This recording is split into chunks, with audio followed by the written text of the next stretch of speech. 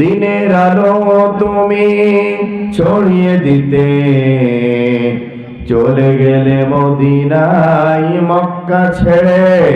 হে রাসূল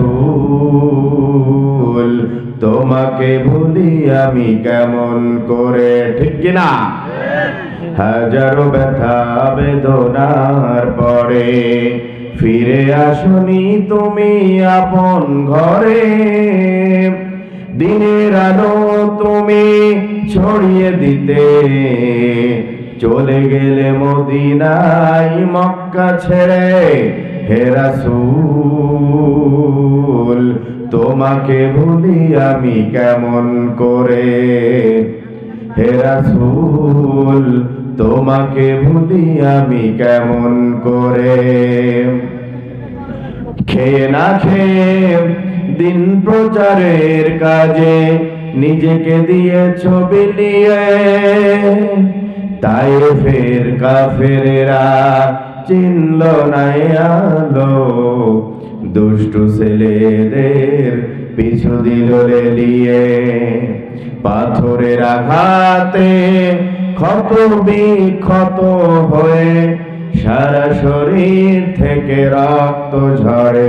হে রাসূল তোমাকে ভুলি আমি কেমন করে।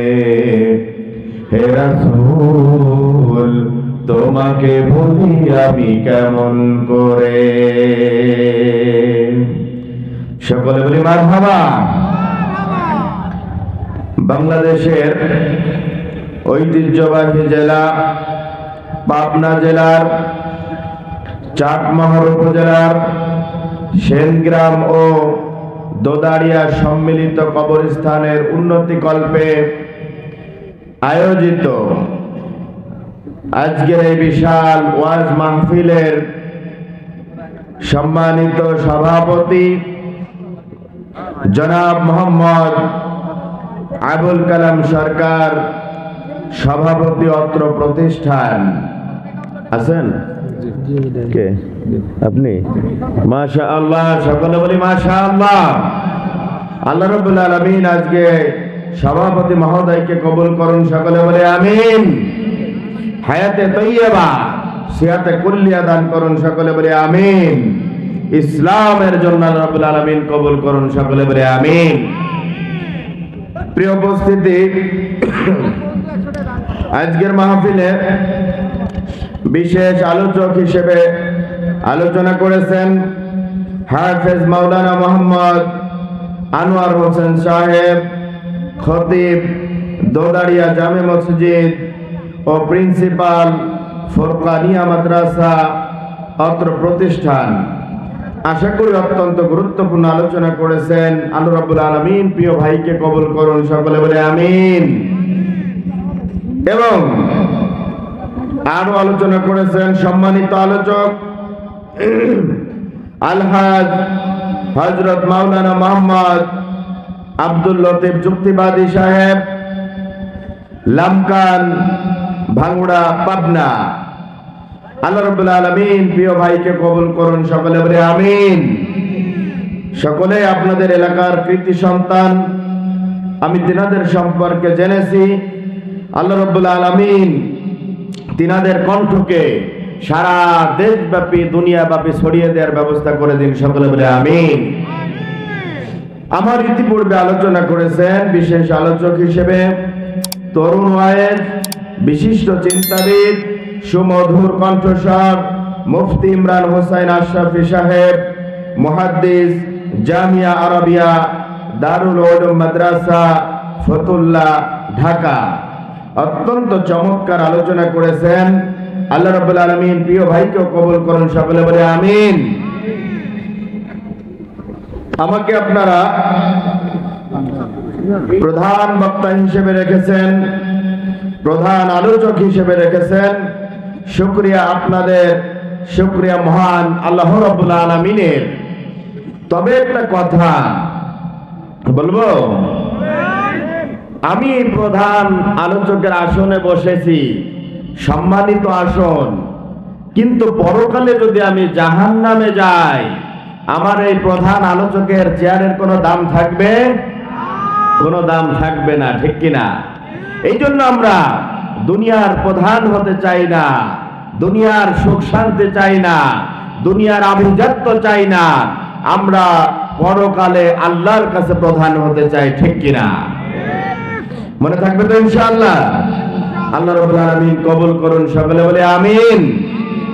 প্রিয় উপস্থিতি, আজকের মাহফিলে উপস্থিত অন্যান্য উলামায়ে কিরাম, তুলাবে ইলম, আমার সামনে উপবিষ্ট পাবনা চাটমাহরে দিনদার ইসলাম প্রিয় তৌহিদি জনতা, পর্দার অন্তরালে অবস্থানরতা শ্রদ্ধেয়া সম্মানিতা মা এবং বোনেরা, সকলের প্রতি আমার আন্তরিক শুভেচ্ছা ও আনুষ্ঠানিক সালাম। আসসালামু আলাইকুম।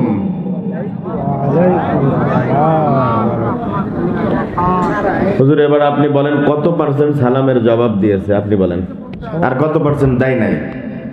সবাইকে সালামের জবাব দিয়েছেন? অনেকে দেন নাই, কিন্তু আমি দেখেছি। সালামের জবাব দেওয়া আমরা সবাই দেই না, তার কারণ আছে, বলবো। তার কারণ হলো, মানুষ মনে করে সালাম দেওয়া হুজুরদের কাজ, আর সালাম না দিয়ে শুধু শোনা, এক কান দিয়ে শোনা আরেক কান দিয়ে বের করা আমাদের কাজ, ঠিক কিনা? ঠিক। আসলে বিষয়টি কেমন? সালাম দেওয়া সুন্নাত, ভালো করে শুনেন, সালাম দেওয়া সুন্নাত আর উত্তর দেওয়া ওয়াজিব। আচ্ছা বলেন তো, ওয়াজিব ছেড়ে দিলে গুনাহ আছে না নাই? আছে না? ভিতরের নামাজ ওয়াজিব, ভিতরের নামাজ না পড়লে গুনাহ আছে না নাই? আছে। তো সালাম দেওয়ার পরে যারা যারা জবাব দেন নাই, আপনাদের গুনাহ হয়েছে নাকি হয় নাই? বলেন, হয়েছে না? এই জন্য সালাম শোনার সঙ্গে সঙ্গে জবাব দিতে হবে। তো সালামের ভিতরে আবার ভুল আছে। অনেকে দেখবেন বাবা ছেলেকে সালাম দেয় না, লজ্জা আছে না নাই? ছেলে বাবাকে সালাম দিতে লজ্জা পায়, আছে না নাই? আপনাদের এলাকায় নাই? তাহলে বাবা ছেলেকে সালাম দেয় না, ছেলে বাবাকে সালাম দেয় না কেন? যে তো আমার পুতি না, এ তো আমার পোলাই না, এরা আমার সালাম দেওয়া লাগে, একটা লজ্জা শরমের ব্যাপার আছে না? কিন্তু রাস্তাঘাটে গেলে আবার বিষয়টা উল্টা, বিপরীত। কেমনে? আপনার সঙ্গে আমি ইয়াসিন আজহারীর সাক্ষাৎ হয়েছে, আমাকে চেনেন, আমি সালাম দিয়েছি, আপনি উত্তর দিয়েছেন। এবার অপরিচিত একজন যদি আপনাকে সালাম দেয়, তখন আপনি কিন্তু আগে তার দিকে তাকাবেন যে ভাই আমাকে সালাম দিল, আমি কি চিনি নাকি আপনাকে? আমি কি ভুল বললাম নাকি? অপরিচিত কেউ সালাম দিলে আগে মুখের দিকে তাকায় যে আমি কি চিনি, আর সালাম যেহেতু দিয়েছে মনে হয় আমি চিনি বা আমাকে চেনে, এরকম একটা ধারণা আছে না? তাহলে সালাম কি শুধু যারা পরিচিত তারা দেওয়া দিয়ে করবে, নাকি অপরিচিতদেরও সালাম দিতে হবে, অপরিচিতরাও জবাব দেবে? বলেন তো। এই ভুল প্রচলন আর থাকবে না তো ইনশাআল্লাহ। বিশ্বনবী বলেছেন আফসুস সালাম বাইনাকুম, তোমরা ব্যাপকভাবে সালামের প্রচলন করো, সুবহানাল্লাহ। এবং বিশ্বনবী আরো বলেছেন তোমরা সালাম দিবে পরিচিত এবং অপরিচিত উভয়কে সালাম দিবে, সুবহানাল্লাহ। সালামের অর্থ কি আমরা যদি জানতে পারি তাহলে আমরা সালাম দিতে পারবো। সালাম অর্থ কি? আসসালামু আলাইকুম, আপনার উপরে আল্লাহর পক্ষ থেকে শান্তি বর্ষিত হোক, সুবহানাল্লাহ। আমরা তো অপরের জন্য দোয়া করতেই চাই না, অপরের ভালোই চাই না আমরা, ঠিক কিনা? অপর কেমনে ধ্বংস হয়, আমার নিচে থাকে, এই চিন্তাই থাকি। অথচ বিশ্বনবী সাল্লাল্লাহু আলাইহি ওয়াসাল্লাম বলেছেন তুমি যদি তোমার অপর ভাইয়ের জন্য কল্যাণ কামনা করো, তোমার অপর ভাইকে আল্লাহ দেওয়ার আগে তোমাকে আগে দিবে, সুবহানাল্লাহ। বুঝতে পেরেছেন? তাহলে আপনি যদি নিজে কল্যাণ চান বেশি বেশি, অপর ভাইয়ের জন্য বেশি বেশি দোয়া করবেন, পারা যাবে ইনশাআল্লাহ। এই জন্য আমরা ব্যাপকভাবে সালাম দেব ইনশাআল্লাহ। সালামে আবার ভুল প্রচলন আছে, ভুলভাবে সালাম দেয়। অনেকে বলে হুজুর আসসালামু আলাইকুম, হুজুর সালাম আলাইকুম, বলে নাকি বলে না? আছে না নাই? এটা কি সঠিক না বেঠিক? তাহলে সঠিকটা শেখার দরকার আছে না? আমি ইয়াসিন আজহারী আজকে শিখিয়ে দিয়ে যাব, আর যেন জীবনে কোনোদিন ভুল না হয়। মনে থাকবে ইনশাআল্লাহ। আপনারা কি রাগ করতেছেন? আমি মনে করি আমি সারা দেশে মাহফিল করি, টেকনাফ থেকে তেতুলিয়া, রূপসা থেকে পাথুরিয়া। আমি প্রত্যেকটা মাহফিলকে মনে করি এক একটা ক্লাসরুম, একটা ক্লাসরুম, টিচিং অ্যান্ড লার্নিং। শিক্ষকরা আমরা শিক্ষা দিব, আপনারা শ্রোতারা ছাত্র হিসেবে শিক্ষা গ্রহণ করবেন, ঠিক কিনা? নাকি আপনারা এসেছেন ইয়াসিন আজহারি ছোট ভাই, মিজানুর রহমান আজহারি ছোট ভাই, ইয়াসিন আজহারির চেহারা কেমন একটু দেখে আসি, এই জন্য আসছেন নাকি? চেহারা তো দেখবেনই, সাথে কোরআন হাদিসের কিছু আলোচনা আমরা শুনবো মানার নিয়তে। পারবো ইনশাআল্লাহ? আল ইলমু বিলা আমালিন কাশজারাতি বিলা সামার। আমলবিহীন জ্ঞান হলো ওই রকম ফলবিহীন গাছ যেরকম, ঠিক কিনা? আপনার বাড়িতে 10টা কাঁঠাল গাছ আছে, 10টা নারকেল গাছ আছে, 10টা লিচু গাছ আছে। 10 বছর যদি এই গাছগুলাই ফল না ধরে, আপনারা বলেন তো গাছ রাখবেন? রাখবেন না। অনুরূপ ভাবে আমি আপনি জানি, শুনি, মানি না, আমার আপনার এই জানা শোনা কোনো দাম নাই, ঠিক কিনা? এই জন্য শুনতে হবে, মানতেও হবে। পারা যাবে ইনশাআল্লাহ? জি, আমার আলোচনা শুরুতে আরেকটা মজার বিষয় শেয়ার করতে চাই। আমি আজকে যে আলোচনা করব সূরা আল ইমরানের 104 নম্বর আয়াত তেলাওয়াত করেছি, এর আলোকে আলোচনা করব। মনে রাখবেন, এবং বুখারী মুসলিম দুইটা কিতাবেই আছে হাদিস খানা। বিশ্বনবী সাল্লাল্লাহু আলাইহি ওয়াসাল্লাম বলেছেন, আল্লাহ রাব্বুল আলামিন কিয়ামতের ময়দানে সব কিছু ধ্বংস করে দিবেন, তারপরে তিনি আরশে আজিম স্থাপন করবেন, একটা আরশ স্থাপন করবেন। এই আরশের নিচে আল্লাহ রাব্বুল আলামিন 7 শ্রেণীর মানুষকে স্থান দেবেন। বলেন কয় শ্রেণী? 7 শ্রেণী। এই 7 শ্রেণীর বাহিরে যারা থাকবে তারা জান্নাতে নাকি জাহান্নামে? বলেন তো? জাহান্নামে। আর 7 শ্রেণীর নিচে যারা থাকবে, 7 শ্রেণী, তারা জান্নাতে চলে যাবে। তো এই 7 শ্রেণীর অন্তর্ভুক্ত আমরা হতে চাই নাকি চাই না? চাই না?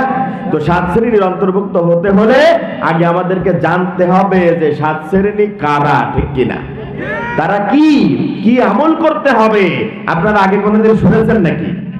শোনেন নাই। আজকে ভালো করে শুনবেন, মনোযোগ দিয়ে মোবাইলে লিখেন, মোবাইলে নোট করেন, খাতা কলমে লিখেন। ব্রেন যদি শার্প পরিষ্কার থাকে মুখস্থ করেন। আলোচনা শেষে কিন্তু আমি প্রশ্ন করব যে coming and going, doing for nothing, আপনাদের কি শুধু আসা যাওয়ার মাঝে সীমাবদ্ধ, নাকি এখান থেকে আজকে কিছু আলোচনা বাড়ি নিয়ে যেতে পারবেন আপনারা আমলের জন্য? পরীক্ষার দরকার আছে না নাই? আমি একটু পরীক্ষা করব। পরীক্ষা করে আমার পক্ষ থেকে দোয়া, বিশ্বনবীর জীবনী এবং ইতিহাসের বই আছে, আপনাদেরকে আমার নিজের টাকা দিয়ে কেনা বই উপহার হিসেবে দেব, যারা উত্তর দিতে পারবেন তাদেরকে। তো শেষ পর্যন্ত থাকবেন তো ইনশাআল্লাহ? আমি বেশি কথা বলি না, বলবো না, জাস্ট 1 আওয়ার, 1 ঘন্টা মাত্র কথা বলবো ইনশাআল্লাহ। তবে কথা হবে কম, কাজ হবে বেশি, ঠিক কিনা? রাজি আছি ইনশাআল্লাহ? এবং শুধু তাই নয়, আমার কলিজার টুকরা যুবক ভাইদের অনেককে দেখা যাচ্ছে, যুবক ভাইদের একটা জ্বালা আছে, বিয়ে করতে মন চাই, কিন্তু বাবা মা বলে আগে নিজের পায়ে দাঁড়াও। বলে নাকি বলে না? বলে না? তো আজকে আমি যুবক ভাইদের একটা দোয়া শিখিয়ে দিব, যেই দোয়া সকাল সন্ধ্যা পড়লে দ্রুত বিয়ের ব্যবস্থা করে দিবেন একজন। তিনি কে?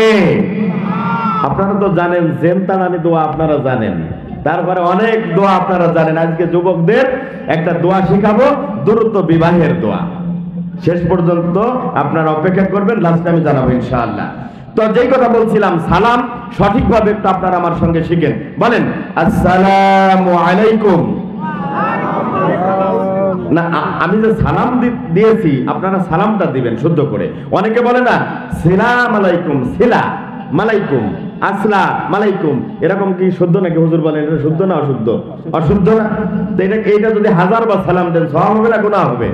গুনাহ হবে। এই জন্য শুদ্ধতা, আমি যা বলবো আপনারা তাই বলবেন। বলেন আসসালামু আলাইকুম।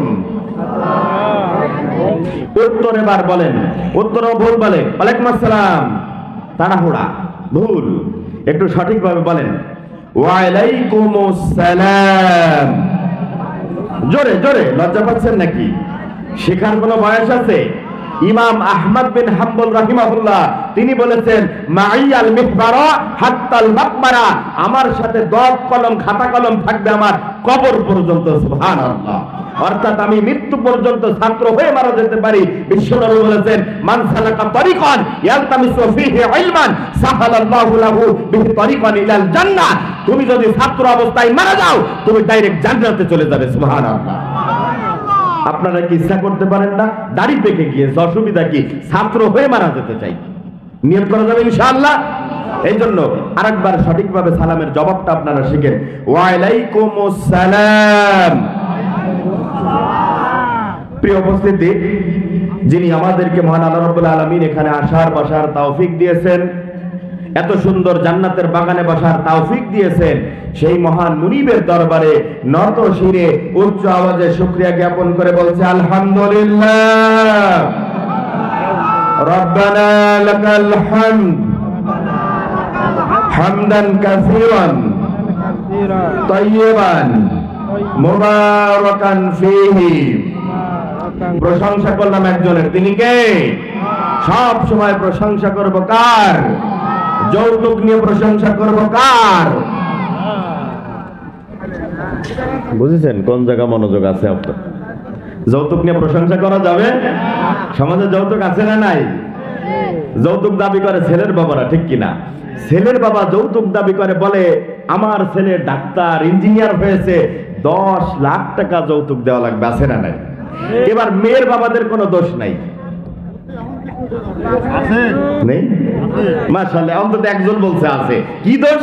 মেয়ের বাবারা চিন্তা করে আমার সুন্দরী কন্যা এত শিক্ষিত করেছি, আমার মেয়েকে বিয়ে করে যদি আবার ছেড়ে দাও, দ্রুত তালাক দিয়ে দাও, এই জন্য একটু এটে গুটে তোমাকে বেঁধে রাখতে চাই। কিভাবে? 10 লাখ টাকা মহরনা দেওয়া লাগবে, দেখি সহজে কিভাবে ছেড়ে দিতে পারো, ঠিক কি? আছে না নাই? এই যে যৌতুক বেশি দাবি করা আর মহরনা বেশি দাবি করা, এই দুইটাই পিষ্ট হয়ে যুবক ভাইয়েরা বিয়ে শাদী করতে পারতেছে না, ঠিক কিনা? যেই সমাজে যৌতুক বেড়ে যায়, মহরনা বেড়ে যায়, এই সমাজে বিবাহ শাদী কমে যায়, তালাক বেড়ে যায়, ঠিক কিনা? বর্তমানে তালাক কম না বেশি বলেন তো? তালাক বেশি। এই তালাক বেশি হওয়ার কারণে আরো একটা জিনিস সমাজে বেড়ে যায়, তার নাম হলো জেনা ব্যভিচার, ঠিক কিনা? জেনা ব্যভিচার কম না বেশি? অনেক বেশি। তার কারণ হলো বিয়ে শাদী কম। এই জন্য বলা হয়েছে ইয়াসসিরু ওয়ালা তুআসসিরু, তোমরা সহজ করো, কঠিন করো না, সহজ করতে হবে। এই জন্য সমাজটাকে আমাদের সহজ করা দরকার। বিশ্বনবী সাল্লাল্লাহু আলাইহি সাল্লাম সূরা ইখলাস দিয়ে বিয়ে পড়িয়ে দিয়েছেন। আছে না নাই? আপনারা শুনেন নাই যে মহরনা নাই, সূরা ইখলাস পড়তে পারো? বলে পারি, বলে পড়ো, পড়ছে, বিয়ে দিয়ে দিয়েছে। সুবহানাল্লাহ। এরকম সহজ করার দরকার আছে না নাই? আর যারা চিন্তা করেন যে আমার ছেলে 10 লাখ টাকা 20 লাখ টাকার মালিক হবে তারপরে বিয়ে দেব, আপনাকে আমি বলতে চাই, গার্জিয়ান বাবা চাচা আপনি যে আছেন, আপনি বলেন আপনি যখন বিয়ে করেছিলেন আপনি কয় টাকার মালিক ছিলেন, ঠিক কিনা? আপনি কয় টাকার মালিক ছিলেন? আপনি মানে 10 টাকারও মালিক ছিলেন না, ঠিক কিনা? তারপর আপনার বাবা মা আপনাকে বিয়ে দিয়ে দিয়েছে, তা আপনি কেন আপনার সন্তানকে কঠোর পদ্ধতিতে নিয়ে যাবেন? সহজ করার দরকার আছে না নাই? আজকের আলোচনা হবে মুরব্বীদের জন্য 20% আর যুবকদের জন্য 80%। মনে থাকবে ইনশাআল্লাহ? মনোযোগ দিয়ে শুনবেন ইনশাআল্লাহ।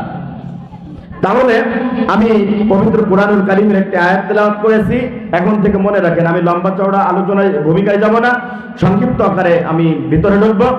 তাহলে আল্লাহ রাব্বুল আলামিন পবিত্র কুরআনুল কারীমের সূরা আল ইমরানের 104 নম্বর আয়াতে কি বলেছেন আমি সংক্ষিপ্ত আকারে বলবো। কোন সূরা বলেন? আমি মুখস্থ করতে বলেছি। কোন সূরা? সূরা আল ইমরান। কত নম্বর আয়াত? 104 নম্বর আয়াত। এরপরে হাদিস তেলাওয়াত করেছি। হাদিসটি মুত্তাফাকুন আলাইহি, অর্থাৎ বুখারী মুসলিম দুইটা কিতাবেই আছে। দুইটা কিতাবে যেহেতু আছে, দাম কম না বেশি? গুরুত্ব বেশি না? গুরুত্ব বেশি। হাদিসটি বর্ণনা করেছেন প্রখ্যাত হাদিস বিশারদ, প্রখ্যাত সাহাবী আবু হুরায়রা রাদিয়াল্লাহু তাআলা আনহু। মনে থাকবে আবু হুরায়রা রাদিয়াল্লাহু তাআলা আনহু, তিনি সবচেয়ে বেশি হাদিস বর্ণনাকারী সাহাবী। হযরত আবু হুরায়রা রাদিয়াল্লাহু তাআলা আনহু বিশ্বনবী সাল্লাল্লাহু আলাইহি ওয়াসাল্লাম থেকে হাদিস বর্ণনা করেছেন, সাবআতুন ইউযিল্লুহুমুল্লাহু ফি যিল্লিহি ইয়াওমা লা যিল্লা ইল্লা যিল্লুহু ইমামুন আদিলুন। বিশ্বনবী সাল্লাল্লাহু আলাইহি ওয়াসাল্লাম বলেছেন, দ্য লাস্ট ডে অফ দুনিয়া, দুনিয়ার শেষ দিন মানে কিয়ামত। এই কিয়ামত যেদিন সংগঠিত হবে, ওই দিন দুনিয়ার সব কিছু লণ্ডভণ্ড হয়ে যাবে, শেষ হয়ে যাবে, একমাত্র বাকি থাকবেন একজন। তিনি কে? আল্লাহ রাব্বুল আলামিন। তিনি বাকি থাকবেন, তিনি আউয়ালু ওয়াল আখিরু, তিনি শুরু এবং তিনি শেষ। সুবহানাল্লাহ। আমরা সব দুনিয়ার সব কিছু দেখবেন ধ্বংস হয়ে গেছে, তখন আল্লাহ রাব্বুল আলামিন কি করবেন? একটা আরশ স্থাপন করবেন, আরশের উপর আল্লাহ রাব্বুল আলামিন অবস্থান করবেন, আর এই আরশের চারপাশ দিয়ে সূর্যের প্রচন্ড তাপ থাকবে। যারা এর চারপাশে থাকবে তাদের মাথার গিলু টকবক করে ধ্বংস হয়ে যাবে। আর 7 শ্রেণীর মানুষকে আল্লাহ রাব্বুল আলামিন এই আরশের নিচে স্থান দিবেন। ওই 7 শ্রেণীর কারা আমরা জেনে নিব। 7 শ্রেণীর ভিতরে এবার ভালো করে মনে রাখেন, প্রথম শ্রেণীর বান্দা তারা যাদেরকে আল্লাহ রাব্বুল আলামিন আরশের নিচে স্থান দিবেন, তারা হলো ইমামুন আদিলুন, ন্যায়পরায়ণ বাদশা, ন্যায়পরায়ণ শাসক। কারা? মুখস্থ করতে হবে তো, বলেন কারা? আরবি না পারেন বাংলাটা বলেন।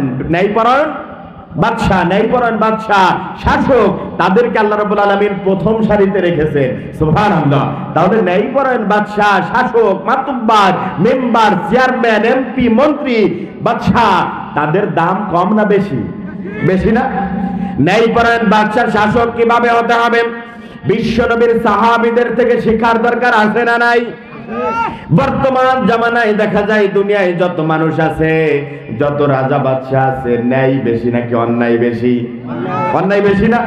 ন্যায় কিভাবে শিখতে হয়? আসুন আমিরুল মুমিনিন ওমর বিন খাত্তাবের একটা ঘটনা জেনে আসি। আমিরুল মুমিনিন খলিফাতুল মুসলিমিন হযরত ওমর বিন খাত্তাব রাদিয়াল্লাহু তাআলা আনহু, তিনি ছিলেন অর্ধজাহানের খলিফা। অভ্যাস ছিল রাতের বেলায় ঘুরে ঘুরে তার রাজ্যের মানুষের কোনো অসুবিধা আছে কিনা তিনি ঘুরে ঘুরে দেখতেন। আমিরুল মুমিনিন একদিন রাস্তা দিয়ে হাঁটতেছিলেন, রাস্তার পাশে দেখলেন একটা তাঁবুর ভিতর থেকে কান্নার আওয়াজ আসতেছে। আমিরুল মুমিনিন ওই তাঁবুর ভিতরে ঢুকে গেলেন। তাঁবুর ভিতরে ঢোকার পরে দেখেন 2টা বাচ্চা শিশু কান্না করতেছে, আর তার মা তাদের পাশে বসে বসে আগুনের চুলার ভিতরে পাতিল দিয়ে কি যেন রান্না করতেছে। আমিরুল মুমিনিন বড্ড রাগী লোক ছিলেন। আমিরুল মুমিনিন ওই মহিলাকে ধমক দিয়ে বললেন, এই মহিলা, তুমি তো বড্ড খারাপ মানুষ, তোমার সন্তানেরা কান্না করতেছে আর তুমি তাকে খাবার না দিয়ে কেন তুমি তাদেরকে কান্না করার সুযোগ করে দিচ্ছ? খাবার খাইতে দাও না কেন? আমিরুল মুমিনিনকে ওই মহিলা ডাক দিয়ে বলে, ওগো পথিক, তুমি কে? তোমাকে তো আমি চিনি না। আমিরুল মুমিনিন কিন্তু নিজের পরিচয় এখনো দেয় নাই, ঠিক কি না? নিজের পরিচয় এখনো দেয় নাই। কিন্তু আমরা আমাদের এলাকায় বাংলাদেশে দেখি 2 টাকার চেয়ারম্যান হইয়া 50 কোটি টাকার ভাব দেখায়, আছে না নাই? আগে যে নিজের নাম ফুটায়, আছে না নাই?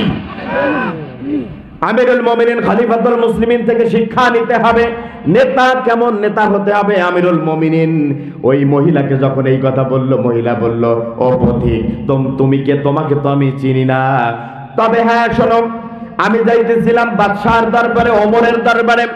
প্রতিমধ্যে এখানে রাত হয়ে যাওয়ার কারণে তাঁবু গেড়ে অপেক্ষা করতেছি, আমার কাছে কোনো খাবার নাই, সন্তানেরা কান্না শুরু করে দিয়েছে।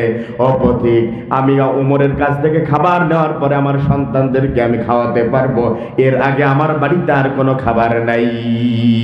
আল্লাহু আকবার। আমিরুল মুমিনিন বলেন, এই কথা যখন আমি শুনলাম, আমার পায়ের তলা থেকে যেন মাটি সরে গেল। আমিরুল মুমিনিন ঘর থেকে বেরিয়ে চলে আসলো, বাদশার দরবারে চলে আসলো। রাজ দরবারে এসে আমিরুল মুমিনিনের একজন খাদেম ছিল, তার নাম ছিল আসলাম। কি নাম? আসলাম ছিল। আসলামকে ডাক দিয়ে বলে, আসলাম, একটা বস্তা নিয়ে আসো, বস্তার ভিতরে আটা, ময়দা, চাউল, পেঁয়াজ, রসুন, তরি তরকারি ভরে দাও। আসলাম একটা বস্তা প্রস্তুত করে দিল। আসলামকে বলল, ও আসলাম, এই বোঝাটা তুমি আমার মাথার উপরে উঠিয়ে দাও। সুবহানাল্লাহ। আমাদের সমাজের কোন নেতা এরকম বলবে নাকি? আমাদের সমাজের এমন নেতা আছে যাদের শরীর টিপে দিতেই লাগে 50 জন, ঠিক কিনা? আমিরুল মুমিনিন বলে আমার মাথায় তুলে দাও। এবার আসলাম বলেন, ও বাদশাহ, আপনি অর্ধজাহানের খলিফা, আমি আপনার চাকর ভৃত্য, আমি আসলাম থাকতে আপনি কেন বোঝা বহন করবেন? আসলামকে ডাক দিয়ে বলে, আসলাম, যেই দৃশ্য আমি দেখে এসেছি ওই দৃশ্য যদি তুমি দেখতে এই কথা বলতে না, কিয়ামতের ময়দানে আমি আল্লাহর কাছে কি জবাব দিব? আমি আল্লাহর কাছে কি জবাব দিব? আসলাম, আমার বাস্তাটা আমার মাথায় তুলে দাও। আসলাম বাস্তার মাথায় তুলে দিল। আমিরুল মুমিনিন ওই মহিলার ঘরের ভিতরে চলে গেল। দেখেন নেতা কাকে বলেন? আমিরুল মুমিনিন ঘরের ভিতরে গিয়ে বুড়িমাকে ডাক দিয়ে বলে, ও বুড়িমা, এই নাও আটার বাস্তা খোলো, আটা খামির বানিয়ে রুটি বানাও। আমিরুল মুমিনিন নিজে তরি তরকারি কুটে, এবার আমিরুল মুমিনিন নিজে তরি তরকারি রান্না শেষ করলো। দুইটা বাচ্চাকে দুইটা উরুর উপরে বসিয়ে রুটি ছিঁড়ে ছিঁড়ে সবজি দিয়ে খাওয়ায় দিল। সুবহানাল্লাহ। এরকম নেতা দরকার আছে না নাই? আমিরুল মুমিনিন এবার খাওয়ানো শেষ করে বুড়িমাকে বলল, বুড়িমা, তুমি তো বাদশার দরবারে যাইতেছিলে আগামীকাল সকালে, তুমি বাদশার দরবারে যখন যাইবা তখন সেখানে তুমি আমাকে দেখতে পাইবা। আমার যখন তুমি দেখা পাইবা তখন আমার কাছে তুমি বলবা যে রাতে তোমার সঙ্গে দেখা হয়েছিল এবং আমি বাদশার দরবারে তোমাকে সুপারিশ করে আরো বেশি খাবার দেওয়ার চেষ্টা করব। সুবহানাল্লাহ। এখনো কিন্তু পরিচয় দেয় নাই যে আমি ওমর, আমি এই রাজ্যের বাদশা, অর্ধজাহানের খলিফা, এখনো পরিচয় দেয় নাই।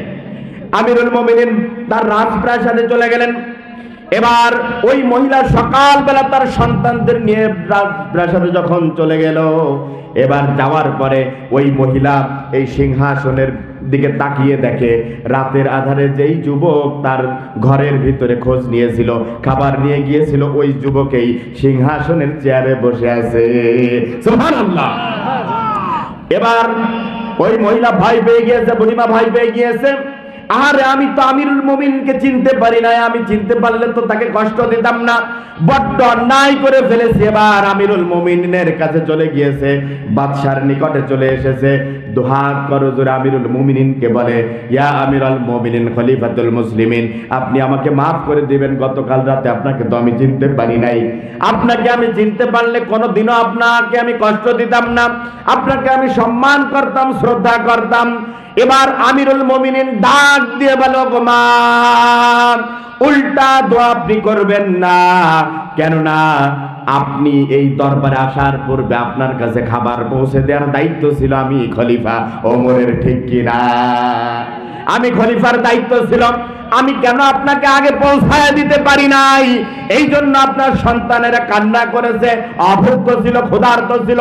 আপনি এবং আপনার সন্তানেরা কিয়ামতের ময়দানে যেন আমার ব্যাপারে আল্লাহ রাব্বুল আলামিনের কাছে কাঠগড়ায় না দাঁড় করান, এই জন্য আপনার কাছে ক্ষমা চাইতেছি, আপনি আমাদের ক্ষমা করে দিন।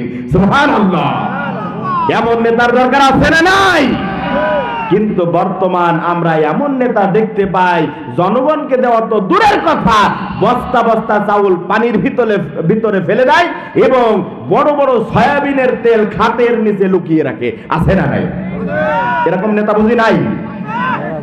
একটা ঘটনা বলবো, একটা ঘটনা মনে পড়ে গেল। এক এলাকায় 3 জন মহিলা বসবাস করে। কয়জন মহিলা? 3 জন। 3 জন মহিলার ভিতরে একজন বলতেছে যে আমার একটা ছেলে আছে, আমার ছেলে বড় হয়ে ইঞ্জিনিয়ার হবে। কি হবে? ইঞ্জিনিয়ার হবে। তো তখন বাকি 2 জন মহিলা বলতেছে যে ইঞ্জিনিয়ার হবে বুঝলা কেমনে? বলে আমার ছেলে সবসময় রেঞ্জ নিয়ে নাড়াচাড়া করে। রেঞ্জ আছে না? রেঞ্জ নিয়ে নাড়াচাড়া করে। তাহলে বোঝা যাচ্ছে আল আকিলু তাকফিহিল ইশারা।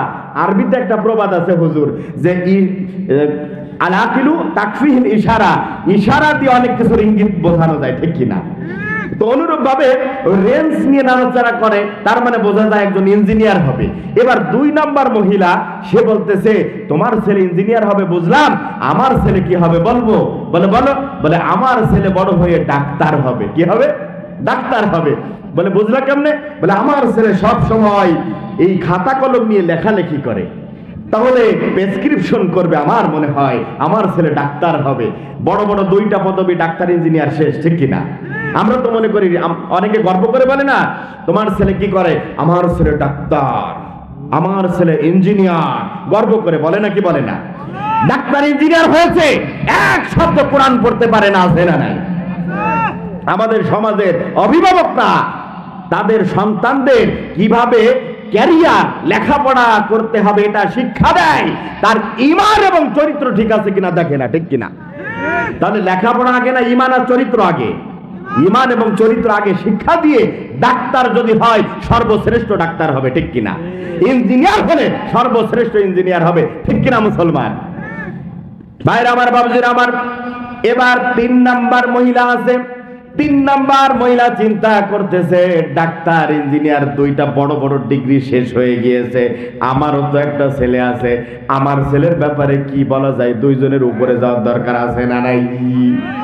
তাদের উপরে তো আমার একটু থাকা লাগে, কি বলা যায়, আমার ছেলে কি হবে?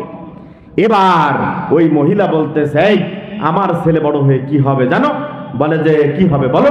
বলে আমার ছেলে বড় হয়ে একজন মন্ত্রী হবে। কি হবে? মন্ত্রী হবে। আচ্ছা, ডাক্তার ইঞ্জিনিয়ারদের উপরে মন্ত্রী নাকি নিচে বলেন তো? উপরে না? সব ডাক্তারদের মন্ত্রীরা চালায়, ঠিক কিনা? এবার বাকি 2 মহিলা চিন্তা করতেছে যে আমরা বললাম ডাক্তার ইঞ্জিনিয়ার, আর সে একবারে মন্ত্রী, তার ছেলেকে মন্ত্রী বানিয়ে দিল, কাহিনী কি? আচ্ছা তুমি বলো, তোমার ছেলে যে মন্ত্রী হবে বুঝলা কেমনে? এবার এই মহিলা ডাক দিয়ে বলেন, আমার ছেলে মন্ত্রী হবে আমি বুঝেছি। আমার এই ছেলে এখন থেকে যেই পরিমাণ চুরি করে, যেই পরিমাণ মিথ্যা কথা বলে, যেই পরিমাণ বাটপারি করে, আমার মনে হয় বড় হয়ে মন্ত্রী ছাড়া আর কিছু হতে পারে না, ঠিক না? আমি কি ভুল বললাম নাকি? বর্তমান সমাজে বাংলাদেশে যে যত বেশি মিথ্যা বলতে পারে সে তত বড় নেতা হয়ে যায়, ঠিক কিনা? যে যত বেশি চুরি করতে পারে সে বড় বেশি নেতা হয়ে যায়, ঠিক কিনা মুসলমান? এটা কি বিশ্বনবীর আদর্শ ছিল? এটা বিশ্বনবীর আদর্শ ছিল না। বিশ্বনবীর আদর্শ কেমন ভাবে হতে হবে? কোরআনের আয়াত তেলাওয়াত করেছি রব্বুল আলামিন সূরা আল ইমরানের 104 নম্বর আয়াতের ভিতরে বলে দিয়েছে নেতা কেমন হতে হবে, মানুষ কেমন হতে হবে, সমাজ কেমন করে চালাতে হবে। সুবহানাল্লাহ। কোন সূরা? সূরা আল ইমরান, আয়াত নাম্বার কত? 104। ভালো করে মুখস্থ করবেন, মনে রাখেন। আল্লাহ রাব্বুল আলামিন বলেন সূরা আল ইমরানের 104 নম্বর আয়াতে রব্বুল আলামিন ঘোষণা করে জানিয়ে দিয়েছেন, আল্লাহ রাব্বুল আলামিন বলেছেন ইয়াদউনা ইলাল খায়রি ওয়া ইয়ামুরুনা বিল মা'রুফি ওয়া ইয়ানহাউনা আনিল মুনকার। আল্লাহু আকবার। আল্লাহ রাব্বুল আলামিন বলেন তোমাদের ভিতরে এমন একটি দল থাকা লাগবে যেই দল 3টা কাজ করবে, 3টা কর্মসূচি করবে, 3টা কর্মসূচি ঘোষণা করবে, বাস্তবায়ন করবে। তার ভিতরে 1 নম্বর কর্মসূচি হলো ইয়াদউনা ইলাল খায়র, কল্যাণের দিকে ডাকবে। আচ্ছা বলেন তো, যত দল বাংলাদেশে আছে সবাই কি কল্যাণের দিকে ডাকে? সবাই ডাকে না। রাজারবাগি, মাইজ ভান্ডারি, কিছু কিছু দল আছে ইয়াবা, ফেন্সিডিল, গাজার দিকে ডাকে নাকি ডাকে না? ডাকে নাকি ডাকে না? আমার মনে হয় যত দল বাংলাদেশে আছে ভালো খারাপ মিলিয়ে প্রায় 50-60টি দল আছে। তার ভিতরে এই প্রথম শর্তে আমার মনে হয় 30-32টা দল বাদ পড়ে যাবে, ঠিক কিনা? আল্লাহ যে বলেছে যে তোমাদের ভিতরে একটা দল থাকা লাগবে যারা এই 3টা কাজ করবে। প্রথম নাম্বার কি বলেন? ইয়াদউনা ইলাল খায়র, কল্যাণের দিকে ডাকবে। তাহলে 32টা দল যদি বাদ পড়ে যায়, বাকি থাকতেছে, মনে করেন বাংলাদেশে 52টা দল আছে, বাকি থাকতেছে কয়টা? 20টা। 32টা বাদ 20টা থাকতেছে। এবার দেখেন 2 নাম্বার শর্তে কয়টা থেকে? 2 নাম্বার শর্ত রব্বুল আলামিন বলেছেন ওয়া ইয়ামুরুনা বিল মা'রুফ, সৎ কাজের আদেশ দিবে। আচ্ছা বলেন, সব দল কি সৎ কাজের আদেশ দেয় নাকি? সব দল দেয়? এই তোমরা নামাজ পড়ো, রোজা রাখো, হজ করো, যাকাত দাও, সব দল বলে? সব দল বলে না। আমার মনে হয় এরকম বললে আরো 10টা দল বাদ পড়ে যাবে, ঠিক কিনা? বাকি থাকলো কয়টা দল? 10টা দল বাকি থাকলো। কোন রাজনীতি করতেছি না, কোন রাজনীতির দিকে নিয়েও যাবেন না। কোরআন থেকে বলতেছি, ভালো করে বুঝবেন, কেননা আল্লাহর কাছে আমাদের যাওয়া লাগবে নাকি লাগবে না? যাওয়া লাগবে না? আল্লাহর কাছে যাওয়া লাগবে, কঠিন হিসাব সেদিন দেওয়া লাগবে। ভাইরা আমার, বাবাজিরা আমার, গভীর মনোযোগ দিয়ে শুনে 10টা দল বাকি আছে। মনে করেন এই 10টা দলের ভিতর থেকে 3 নাম্বার শর্ত রব্বুল আলামিন জানিয়ে দিয়েছেন, ওয়ায়ামুরুনা ওয়ায়ানহাউনা আনিল মুনকার, অসৎ কাজ থেকে বাধা দেবে। বাংলাদেশে মদের লাইসেন্স দিয়ে দিয়েছে, বাধা দেওয়ার দরকার আছে না নাই? মূর্তি বানানো জায়েজ নাকি না জায়েজ? মূর্তি বানানো হচ্ছে, এমন একটা দল থাকা লাগবে মুসলমানদের বাধা দিবে। আল্লাহ রাব্বুল আলামিন বলেছে এই দল থাকা লাগবে। আচ্ছা বলেন তো, এই যে বাকি 10টা দল আছে, তারা সবাই কি সাহস পায় নাকি এই খারাপ কাজ থেকে বাধা দিতে? আমার কথা বুঝতে পারতেছেন আপনারা? ভালো করে বুঝতে হবে। এই যে খারাপ কাজ সমাজে রাষ্ট্রে চলে, এই খারাপ কাজ থেকে বাধা দেওয়ার দরকার আছে না নাই? আছে না? এই সমস্ত কাজ করতে সব দল আবার সাহস পায় না। কিছু দল চিন্তা করে আমি যদি খারাপ কাজে বাধা দেই, হামলা হতে পারে, মামলা হতে পারে, ঠিক কি না? এরকম চিন্তা করতে পারে। আমার মনে হয় এরকম বাদ দিলে অন্তত আরো 5টা দল বাদ পড়ে যাবে, ঠিক কি না? আর কয়টা দল বাকি আছে? 5টা দল। এই 5টা দল ভালো খারাপ মিলায়ে এখনো দেশের জন্য চিন্তা করে, কাজ করে, ঠিক কি না? তাহলে আল্লাহ রাব্বুল আলামিন বলেছেন, ওয়ালতাকুম মিনকুম উম্মাহ, তোমাদের ভিতরে একটা যে দল থাকা লাগবে। মনে করেন এরকম ভালো কোন দল নেই, এখনই গঠন করা লাগবে, আজকে এখনই। তা না হলে কোরআনের বিপরীতে চলতে হুজুর কি বলেন? ওয়ালতাকুম মিনকুম উম্মাহ, তোমাদের একটা দল থাকা লাগবে যারা কি করবে? ইয়াদউনা ইলাল খায়র, কল্যাণের দিকে রাখবে। ওয়া ইয়ামুরুনা বিল মারুফ, সৎ কাজের আদেশ দিবে। ওয়া ইয়ানহাউনা আনিল মুনকার, অসৎ কাজে বাধা দিবে। এই 3টা দল, এই 3টা কাজ করা লাগবে। এমন কোন দল বাংলাদেশে যদি না থাকে, এখনই গঠন করা লাগবে, ঠিক কি না? এখনই গঠন করতে হবে। আমি সভাপতি হব, আর আজকের সভাপতিকে সেক্রেটারি বানিয়ে এই পাবনা চাটমোহর থেকে শুরু হবে সারা বাংলাদেশে, ঠিক কি না? আর যদি থাকে এমন কোন দল, সেই দলে ঢুকে যায়, কাজ করার দরকার আছে না নাই? আমার কথা বুঝতে পেরেছেন? এমন দল যদি থাকে যারা এই ভালো কাজ করে, সৎ কাজের আদেশ দেয়, অসৎ কাজে বাধা দেয়, এমন দল যদি আপনাদের নলেজে থাকে, তাদের সাথে মিলে কাজ করতে হবে, ঠিক কি না? ভাইরা আমার, তাই যদি না করি, কোরআনের পক্ষে আছি আমরা না বিপক্ষে আছি বলেন? কোরআনের বিপক্ষে আছি, এই জন্য কোরআনের পক্ষে থাকার দরকার আছে না নাই? রাগ করতেছেন আপনারা? কোরআনের পক্ষে থাকতে রাজি আছি তো আমরা ইনশাআল্লাহ? আচ্ছা, কোরআনের পক্ষে যদি থাকতে রাজি থাকি, তাহলে আমরা একটু 2 ভাগে 2টা তাকবীর দিতে চাই, পারবো? শরীরটা একটু চাঙ্গা করে নেই নাকি? দেখি চাটমোহরবাসীর শক্তি কেমন। চলন বিলের মাছ খেয়ে শক্তি কই যাইতেছে? গার্লফ্রেন্ডের পিছনে না কোথায় যাইতেছে? দেখার দরকার আছে না? চলন বিলের মাছ খেয়ে। প্রথমে আমার মুরব্বী বাবা, চাচা যারা আছেন, আপনারা একটু তাকবীর দিবেন, দেখি কত জোর শরীরে। ইসলামী আন্দোলনের জন্য, বাংলাদেশে মুসলমানদের বিজয়ের জন্য কতটুকু আপনারা শক্তি খরচ করতে পারেন, একটু দেখি। প্রথমে মুরব্বী বাবা, চাচা, আপনারা লিল্লাহে তাকবীর। সুবিধাজনক না, ঠিক কি না? সুবিধাজনক মনে হইল না। আমার যুবক ভাইয়েরা, কলিজার টুকরো যুবক ভাইয়েরা, আমি কলিজা দিয়ে ভালোবাসি যুবকদের দিয়ে। কেননা এই যুবকরা 5ই আগস্ট এই বাংলাদেশে বৈষম্য বিরোধী ছাত্র আন্দোলনের মাধ্যমে দ্বিতীয় স্বাধীনতা ফিরিয়ে এনেছে, ঠিক কিনা? এই জন্য যুবকদের কলিজা দিয়ে ভালোবাসা দরকার আছে না নয়? আমার যুবক ভাইরা ভয় পাচ্ছেন নাকি? Don't worry, I am also with you. আমিও যুবক, আমিও আপনাদের সাথে ইনশাআল্লাহ। ভয় পাওয়ার কারণ নেই। একটু গলা পরিষ্কার করে নেন, হারিয়ে দেওয়া যাবে তো ইনশাআল্লাহ বাবা চাচাদের। জোরে লিল্লাহে তাকবীর। মাশাআল্লাহ, সকলে বলি মাশাআল্লাহ। আওয়াজ কম না বেশি? আওয়াজ একটু বেশি, ঠিক কিনা? যুবকদের যে আল্লাহ রাব্বুল আলামিন যুগে যুগে ইসলামকে বিজয়ী করেছেন, ঠিক কিনা? আপনি তবে মুরব্বীরা কি রাগ করতেছেন নাকি? আপনারও এই সময় যুগ পার করে এসেছেন, দেখতে হবে আপনার এই যুগ সময় ইসলামের পক্ষে কাটিয়েছেন নাকি ইসলামের বিপক্ষে, ঠিক কিনা? ইসলামের পক্ষে থাকলে অসুবিধা নেই। ইসলামের বিপক্ষে যদি আপনার এই সময় যৌবনকাল ব্যয় করে থাকেন, আপনার জন্য দুর্ভোগ আছে না নাই? আপনার জন্য দুর্ভোগ আছে। কেননা ইসলাম জিতবে আপনার কি আপনাকে ছাড়া, কিন্তু ইসলাম ছাড়া আপনি হেরে যাবেন এবং হারিয়ে যাবেন, ঠিক কিনা? ইসলামের সাথে থাকতে রাজি আছি তো ইনশাআল্লাহ? তাহলে আমরা আসুন সম্মিলিতভাবে 3টা তাকবীর দিয়ে মূল আলোচনায় চলে যাব ইনশাআল্লাহ। আমরা সম্মিলিতভাবে তাকবীর দিব। সম্মিলিত মানে কি? একত্রিতভাবে, মিলিতভাবে। আমরা মিলতে চাই কম না বেশি, বলেন তো? বেশি কেমনে? বেশি হলে মুসলমানদের ভিতরে এত দল থাকে নাকি?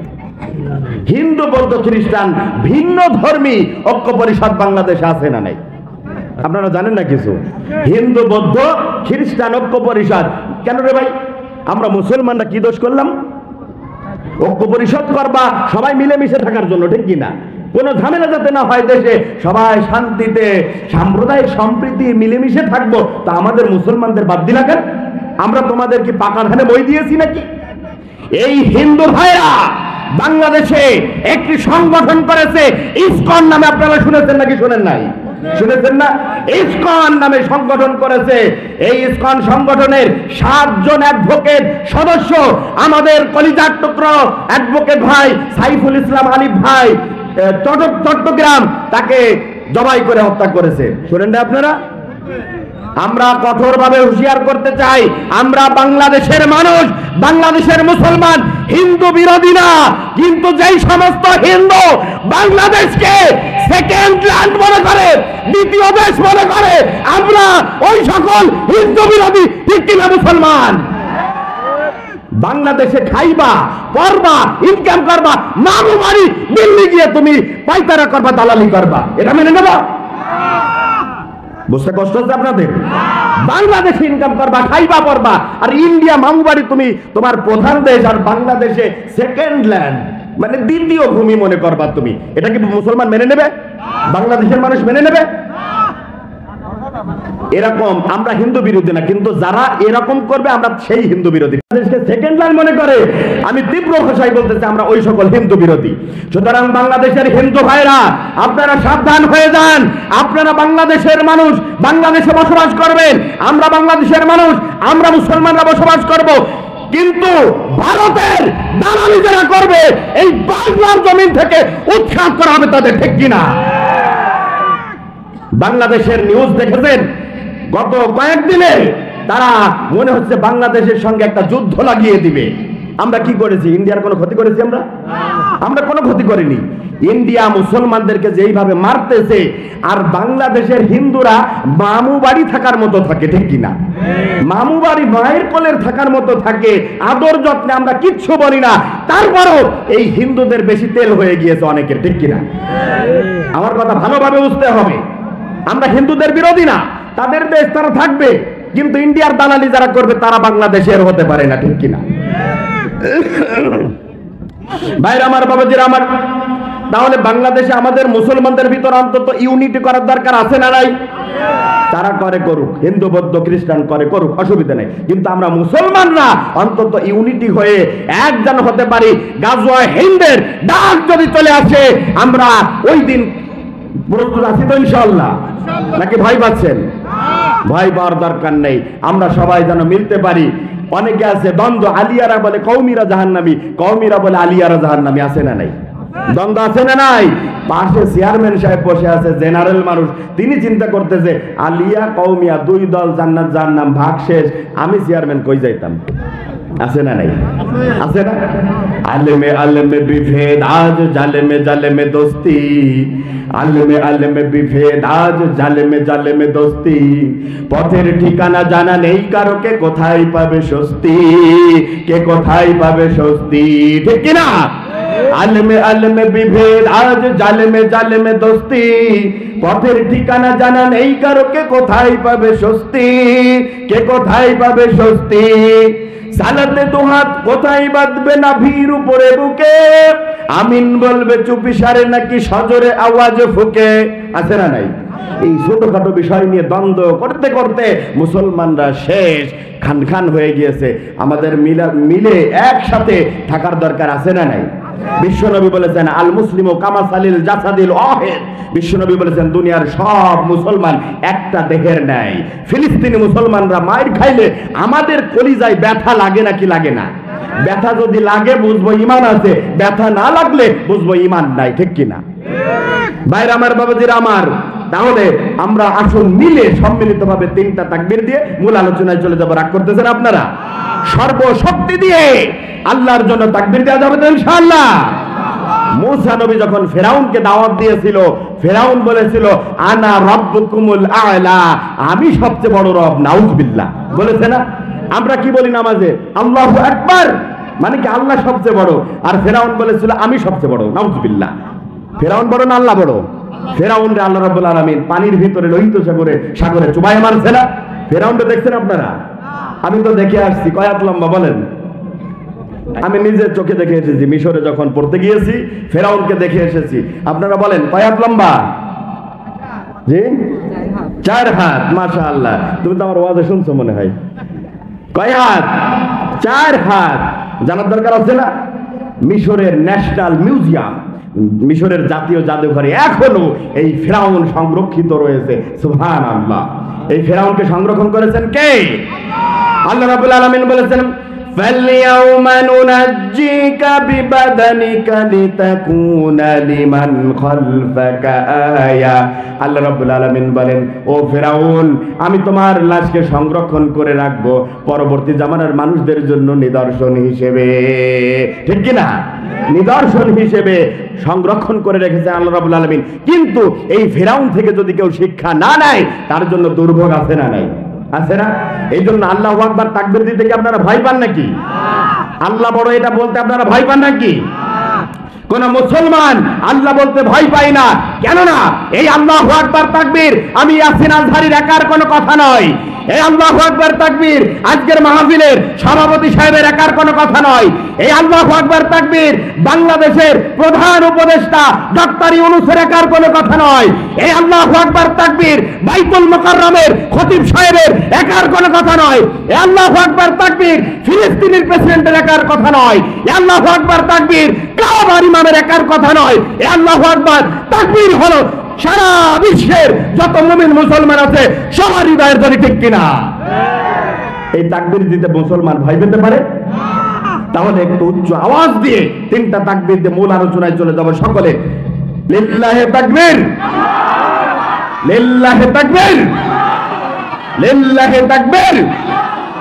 আল কোরআনের আলো, আল হাদিসের আলো সংসদে জানো, সংসদে জানো। রাগ করতেছেন না তো? শরীরটা একটু চাঙ্গা হয়েছে না? মুসলমান দুর্বল হলে হবে না। ভাইরা আমার, বাবাজিরা আমার, আমিরুল মুমিনিন কেমন নেতা ছিলেন এবার দেখেন। আমিরুল মুমিনিন খলিফাতুল মুসলিমিন, তিনি বিশ্বনবীর হাতে গড়া সাহাবী ছিলেন।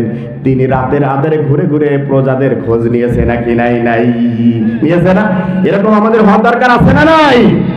এই জন্য বিশ্বনবী বলেছেন ইমামুন আদিলুন, ন্যায়পরায়ণ বাদশা শাসক যারা হবে আল্লাহ রাব্বুল আলামিন কিয়ামতের ময়দানে তাদেরকে আরশের নিচে স্থান দিয়ে দিবেন। তাহলে 1 নম্বর কি বলেন? ন্যায়পরায়ণ বাদশা শাসক। এবার 2 নম্বরে চলে যাচ্ছি। পয়েন্ট মোট কয়টা? 7টা। শেষ করতে হবে তো। এবার 2 নম্বরে চলে যাচ্ছি, মুখস্থ করেন বা লিখে রাখেন। 2 নম্বরে বিশ্বনবী বলেন ওয়া শাবুন নাশাআ ফি ইবাদাতি রাব্বিহি, ওই যুবককে আল্লাহ রাব্বুল আলামিন আরশের নিচে স্থান দিয়ে দিবেন যে তার যৌবন বয়সে ইবাদত করে একজনের। তিনি কে? যৌবন বয়সে আমরা আল্লাহর ইবাদত করতে চাই না, চিন্তা করি। অনেকে বলে হুজুর মাত্র 15, 20, 22 বছর বয়স, আরো তো সময় আছে, পরে দেখা যাবে। আছে না নাই? ও আমার কলিজার টুকরো যুবক ভাইরা, আপনাদেরকে বলতে চাই, কান খাড়া করে শোনেন। আপনাদের চাটমোহর পাবনার ভিতরে এমন অনেক যুবককে আপনারা দেখেছেন কিনা বাইক নিয়ে এমন জোরে টান দিয়েছে, 20, 22, 30 বছর বয়স, রোড অ্যাক্সিডেন্ট করে মুহূর্তের ভিতরে স্পট ডেড হয়ে গিয়েছে। আছে না নাই? অনেক যুবক মোটরসাইকেলে মারা যায় না? মারা যায়, স্পট ডেড হয়ে যায়। এই যুবকের কি ইচ্ছা ছিল না যে আমি ভালো লেখাপড়া শিখে সুন্দর স্ত্রী বিয়ে করব, আমি বাড়ি গাড়ি করব, সংসার করব ভালোভাবে? এই যুবকের ইচ্ছা ছিল নাকি ছিল না? এই যুবকের ইচ্ছা ছিল, কিন্তু কাফের বেঈমানেরা ষড়যন্ত্র করে আর আল্লাহ রাব্বুল আলামিন কৌশল অবলম্বন করে। এই জন্য দুনিয়ার মানুষ যত ধরনের চিন্তা পরিকল্পনা ফিকির করুক না কেন, আল্লাহ রাব্বুল আলামিনের যেই চিন্তা ধারণা সেটাই তিনি কবুল করে নেন। সুবহানাল্লাহ। আল্লাহ যেটা চান সেটাই হয়ে যায়। দুনিয়ার সব মানুষ যদি আমার অকল্যাণ চায় আর আল্লাহ যদি কল্যাণ চায়, বাস্তবায়ন হবে কারটা বলেন তো? আল্লাহটা। আর দুনিয়ার সব মানুষ আমার কল্যাণ চায়, আর আল্লাহ আমার অকল্যাণ চায়। বাস্তবায়ন হবে কারটা? আল্লাহটাই বাস্তবায়ন হবে, ঠিক কিনা? ভাইরা আমার, বাবাজিরা আমার, গভীর মনোযোগ। এই জন্য বিশ্বনবী বলেছেন, ওয়াশাবুন নাশা ফি ইবাদাতি রাব্বিহি, ও যুবক, তুমি তোমার যৌবনকালটা হেলাই ফেলাই কাটিয়ে দিও না। যৌবনকালে তুমি ইবাদত বন্দেগী করো, নামাজ রোজা করো, তাহলে তোমাকে আরশের নিচে আমি কিয়ামতের দিন স্থান দিয়ে দিব। সুবহানাল্লাহ। যুবক ভাইরা অনেকে হারাম রিলেশন করে। কি করে? হারাম রিলেশন করে। আচ্ছা, এখানে গার্লফ্রেন্ড আছে কার কার? দেখি একটু হাত তুলেন তো যুবক ভাইরা। ওপাশে যে একজন হাত তুলছে, তোলে নাই? লজ্জা পাইতেছে নাকি? অনেকে থাকতে পারে নাকি পারেন না? মনে করেন, একটা উদাহরণ দেওয়ার জন্য আমি বলতেছি, এই পাশে একজন যুবক আছে ভড়িওয়ালা। এই যুবকের 6টা গাড়ি এবং 6টা বাড়ি আছে। থাকতে পারে নাকি পারে না? ফ্রিল্যান্সিং করে। বর্তমানে যুবকরা লক্ষ লক্ষ টাকা ইনকাম করে, আপনারা জানেন? ফ্রিল্যান্সিং করে, কম্পিউটারে ইন্টারনেটে টাকা ইনকাম করে, ডলার ইনকাম করে বসে বসে। তো বসে বসে খাইতে খাইতে আর টাকা ইনকাম করতে করতে ভুঁড়ি একটু বেড়ে গিয়েছে, ভুঁড়ি উঁচু হয়ে গিয়েছে, তবে 6টা গাড়ি বাড়ির মালিক হয়ে গিয়েছে। এরকম হতে পারে নাকি পারে না? এবার এই পাশে আরেকজন যুবককে আমি দাঁড় করালাম। এই যুবক ইনকাম করে না, ফ্রিল্যান্সিং করে না, মা বাবার পকেট থেকে 2-4 টাকা, 200-400 টাকা চুরি করে, তারপরে মা ডিম গুছিয়ে রাখে, ডিম বিক্রি করে চুরি করে, এভাবে করে গার্লফ্রেন্ডের পিছনে টাকা উড়ায়। এরকম আছে না? আছে।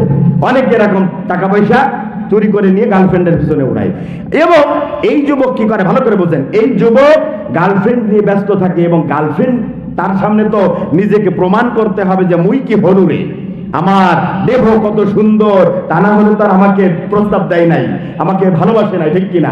এবার এই যুবক ফ্রিল্যান্সিংও করে না, টাকা পয়সা ইনকাম করে না, বরং খরচ করে বাড়ি টিনের চালা ছিদ্র, বৃষ্টির সময় পানি পড়ে ঘর ভেসে যায়। আচ্ছা, এবার বলেন তো, এই যুবক বিয়ে করলে ভালো মন্দ খাওয়াইতে পারবে নাকি পারবে না?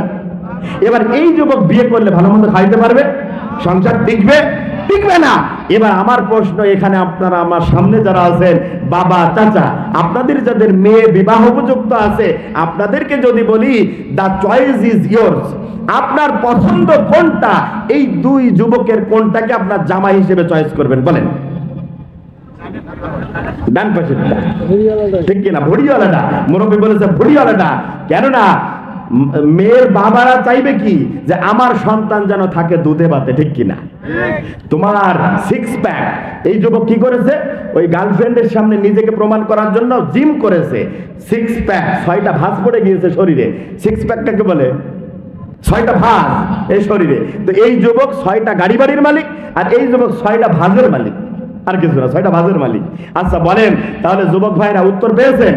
এই 6টা ভাঁজ দিয়ে কিচ্ছু হবে না। 6টা বাড়ি গাড়ি থাকলে ওই মেয়ে কেন, মেয়ের মা বাবা আপনাকে জামাই বানানোর জন্য ঘুর করবে, ঠিক কিনা? আর বোঝার দরকার আছে, আলাকিলু তাকফিল ইশারা, জ্ঞানের জন্য ইশারাই যথেষ্ট, ঠিক কিনা?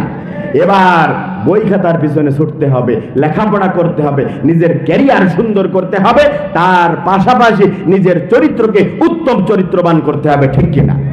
ভাইরা আমার, বাবাজিরা আমার, সংক্ষেপে 3 নাম্বার পয়েন্টের দিকে চলে যাচ্ছি। এবার বিশ্বনবী সাল্লাল্লাহু আলাইহি সাল্লাম বললেন, ওয়ারাজুলুন কলবুহু মুআল্লাকুন ফিল মাসাজিদ, কিয়ামতের ময়দানে ওই মানুষকে আরশের নিচে স্থান দেওয়া হবে যার অন্তরটা সব সময় মসজিদের দিকে ধাবিত থাকে। কোন দিকে? মসজিদের দিকে। ফজরের নামাজ পড়ে বের হয়েছে, জোহরের জন্য অপেক্ষা করবে, জোহরের নামাজ পড়ে বের হয়েছে, আসরের জন্য অপেক্ষা করবে, আসর থেকে মাগরিব, মাগরিব থেকে এশা, এশা থেকে ফজর পর্যন্ত অপেক্ষা করবে, চিন্তা করবে আমি ফজরের আজান আবার কখন দিবে, আবার কখন মসজিদে চলে যাব। আচ্ছা বলেন তো, এমন মানুষ দুনিয়ার জমিনে আছে না নাই? আছে না? অনেকে আছে মাশাআল্লাহ। কিন্তু 90% মুসলমানের দেশে আল্লাহি, আল্লাহর কসম দিয়ে বলছি, 10%-এর বেশি নামাজ পড়ে না, ঠিক কিনা? হুজুর ঠিক আছে না? 10%। তাহলে 100 জনে যদি 10% নামাজ পড়ে, এই দেশে কোনোদিন ইসলাম কায়েম করা সম্ভব? কঠিন কালেও সম্ভব নয়। এজন্য নামাজ পড়ার দরকার আছে না নাই ভাইরা? নামাজ পড়ার দরকার আছে না? আমরা কি একটু আল্লাহর কাছে ওয়াদা করতে পারি, আল্লাহ জীবনে আর জানা বোঝা সত্ত্বে বিনা ওজরে আর 1 ওয়াক্ত নামাজ ছেড়ে দিব না? একটু কি ওয়াদা করতে পারি আমরা? একটু ওয়াদা করেন, 2 হাত তুলেন। ভালো কাজের ওয়াদা করলেও সব, ভালো কাজের নিয়ত করলেও সব। বলেন লিল্লাহি তাকবীর, লিল্লাহি তাকবীর। আমি একটা স্লোগান দিব, আপনারা তাই বলবেন, আমি যা বলবো আপনারা তাই বলবেন। বলেন, বাঁচবো আর যতদিন নামাজ পড়বো ততদিন। জোরে, বাঁচবো আর যতদিন নামাজ পড়বো ততদিন। হাত নামান। বেঁচে থাকতে নামাজ না পড়লে কবরে যাই নামাজ দেওয়া হয়েছে নাকি হুজুর? কাউকে কবরে যাই নামাজ দেওয়ার সুযোগ নেই। এই জন্য বিশ্বনবী বলেছেন, আউয়ালু মা ইউহাসাবু বিহিল আবদু ইয়াউমাল কিয়ামাতিস সালাহ। কিয়ামতের ময়দানে বান্দার যত ইবাদতের হিসাব নেওয়া হবে, সর্বপ্রথম যে ইবাদতের হিসাব নেওয়া হবে তার নাম হলো নামাজ। তার নাম কি? নামাজ। এই জন্য আমি আরেকটা উদাহরণ দেব, শুনবেন? আরেকটা উদাহরণ দেব, মনোযোগ দিয়ে শোনেন। একজন যুবককে পাশে দাঁড় করালাম। এই যুবক নামাজ পড়ে না, বাকি 99% ভালো কাজ করে। আচ্ছা বলেন তো, এর একটা ভালো কাজ আল্লাহর কাছে কবুল হবে? একটাও কবুল হবে না। কেননা বিশ্বনবী বলেছেন, লা দীনা লিমান লা সালাতা লাহু। যার নামাজ নাই তার দিন নাই, ঠিক কিনা? একটাও কবুল হবে না। এবার এই পাশে একটা যুবককে দাঁড় করালাম। এই যুবক নামাজ পড়ে, বাকি সব খারাপ কাজ করে। এই যুবকের উল্টা। এই যুবক সম্পর্কে আল্লাহ কোরআনে কি বলেছে জানার দরকার আছে না নাই? আছে না? এই যুবক নামাজ পড়ে শুধু, সব খারাপ কাজ করে। জুয়া খেলে, ফেন্সিডিল খায়, ইয়াবা, বিড়ি, মদ, গাঁজা, জেনা করে, জুলুম করে, অত্যাচার করে, সব খারাপ কাজ করে। ওজনে কম দেয়, মালে ভেজাল দেয়, সব খারাপ কাজ করে। তবে একটা ভালো কাজ করে, তার নাম কি? আরো জোরে বলেন, তার নাম কি? নামাজ পড়ে আর সব খারাপ কাজ করে। এই সম্পর্কে আল্লাহ রাব্বুল আলামিন কুরআনুল কারীমে জানিয়ে দিয়ে বলেন, রাব্বুল আলামিন বলেন, ইন্নাস সালাতা তানহা আনিল ফাহশাই ওয়াল মুনকার। আল্লাহু আকবার। আল্লাহ রাব্বুল আলামিন বলেন, ও বান্দা, যত প্রকারের খারাপ কাজ তুমি করো না কেন, ইন্নাস সালাতা, তুমি যদি নামাজ পড়তে পারো, এই নামাজ তানহা, দূর করে দিবে, আস্তে আস্তে দূর করে দিবে, আনিল ফাহশাই ওয়াল মুনকার, যত প্রকারের খারাপ এবং অপছন্দনীয় কাজ আছে সব দূর হয়ে যাবে। সুবহানাল্লাহ। তাহলে এই নামাজ পড়লে খারাপ কাজ আস্তে আস্তে দূরে সরিয়ে দিবেন কে? তাহলে নামাজ পড়বো তো ইনশাআল্লাহ। মহিলাদের নামাজ পড়ার দরকার নেই। দেখবেন বাড়িতে আজকে মাহফিলকে কেন্দ্র করে অনেক মহিলা, আপনাদের বাড়িতে মেহমান আসছে নাকি আসে নাই? এবার আপনি যে আপনার স্ত্রীকে জিজ্ঞাসা করলেন মাগরিবের সময়, ওগো সকিনা নামাজ পড়ছো? ভাই কও কি, এত মেহমান আসছে, মেহমানদারি করার ঠেলায় অস্থির, নামাজের সময় কই? আছে না নাই?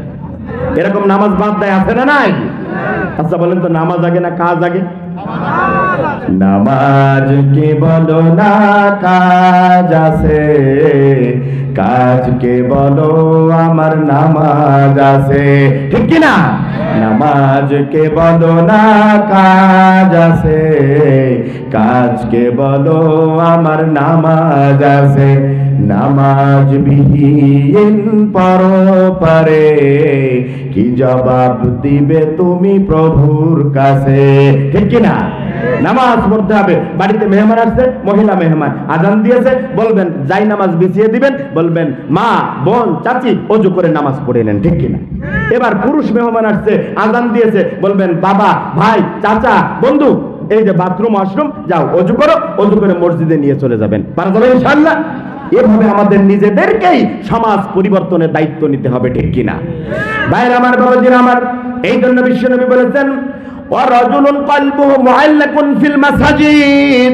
কিয়ামতের ময়দানে আরশের নিচে স্থান পাবে তারা, যারা তাদের অন্তরটাকে মসজিদের দিকে সংযুক্ত রাখবে। আবার দেখা যায় অনেক বাচ্চা শিশুরা মসজিদের ভিতরে যায়, মুরব্বিকরা একটা ধমক দেয়, আছে না নাই? একটু অন্যায় করেছে, দৌড়াদৌড়ি করতেছে, ধমক দেয়। আচ্ছা বলেন তো, ওই বাচ্চা শিশু আর মসজিদে যাবে না? সে আর মসজিদে যাবে না। সে চিন্তা করবে এটা তো ধমকের জায়গা, এটা তো আদর ভালোবাসার জায়গা না। তুরস্ক নাম শুনেছেন না?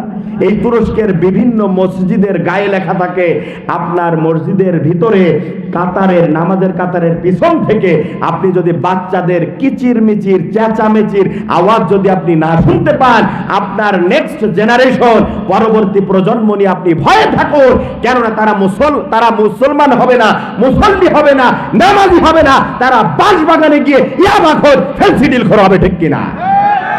এই জন্য বাচ্চাদেরকে আমরা মসজিদে নিয়ে যাবো, রাজি আছি তো ইনশাআল্লাহ? ধমক দিবেন না, দৌড়াদৌড়ি করবে, অসুবিধা নেই। যাদের পেশাব পায়খানার নলেজ আছে, জ্ঞান আছে, যে মসজিদের ভিতর নোংরা করবে না, তাদের থেকে আপনারা মসজিদে নিয়ে যাবেন।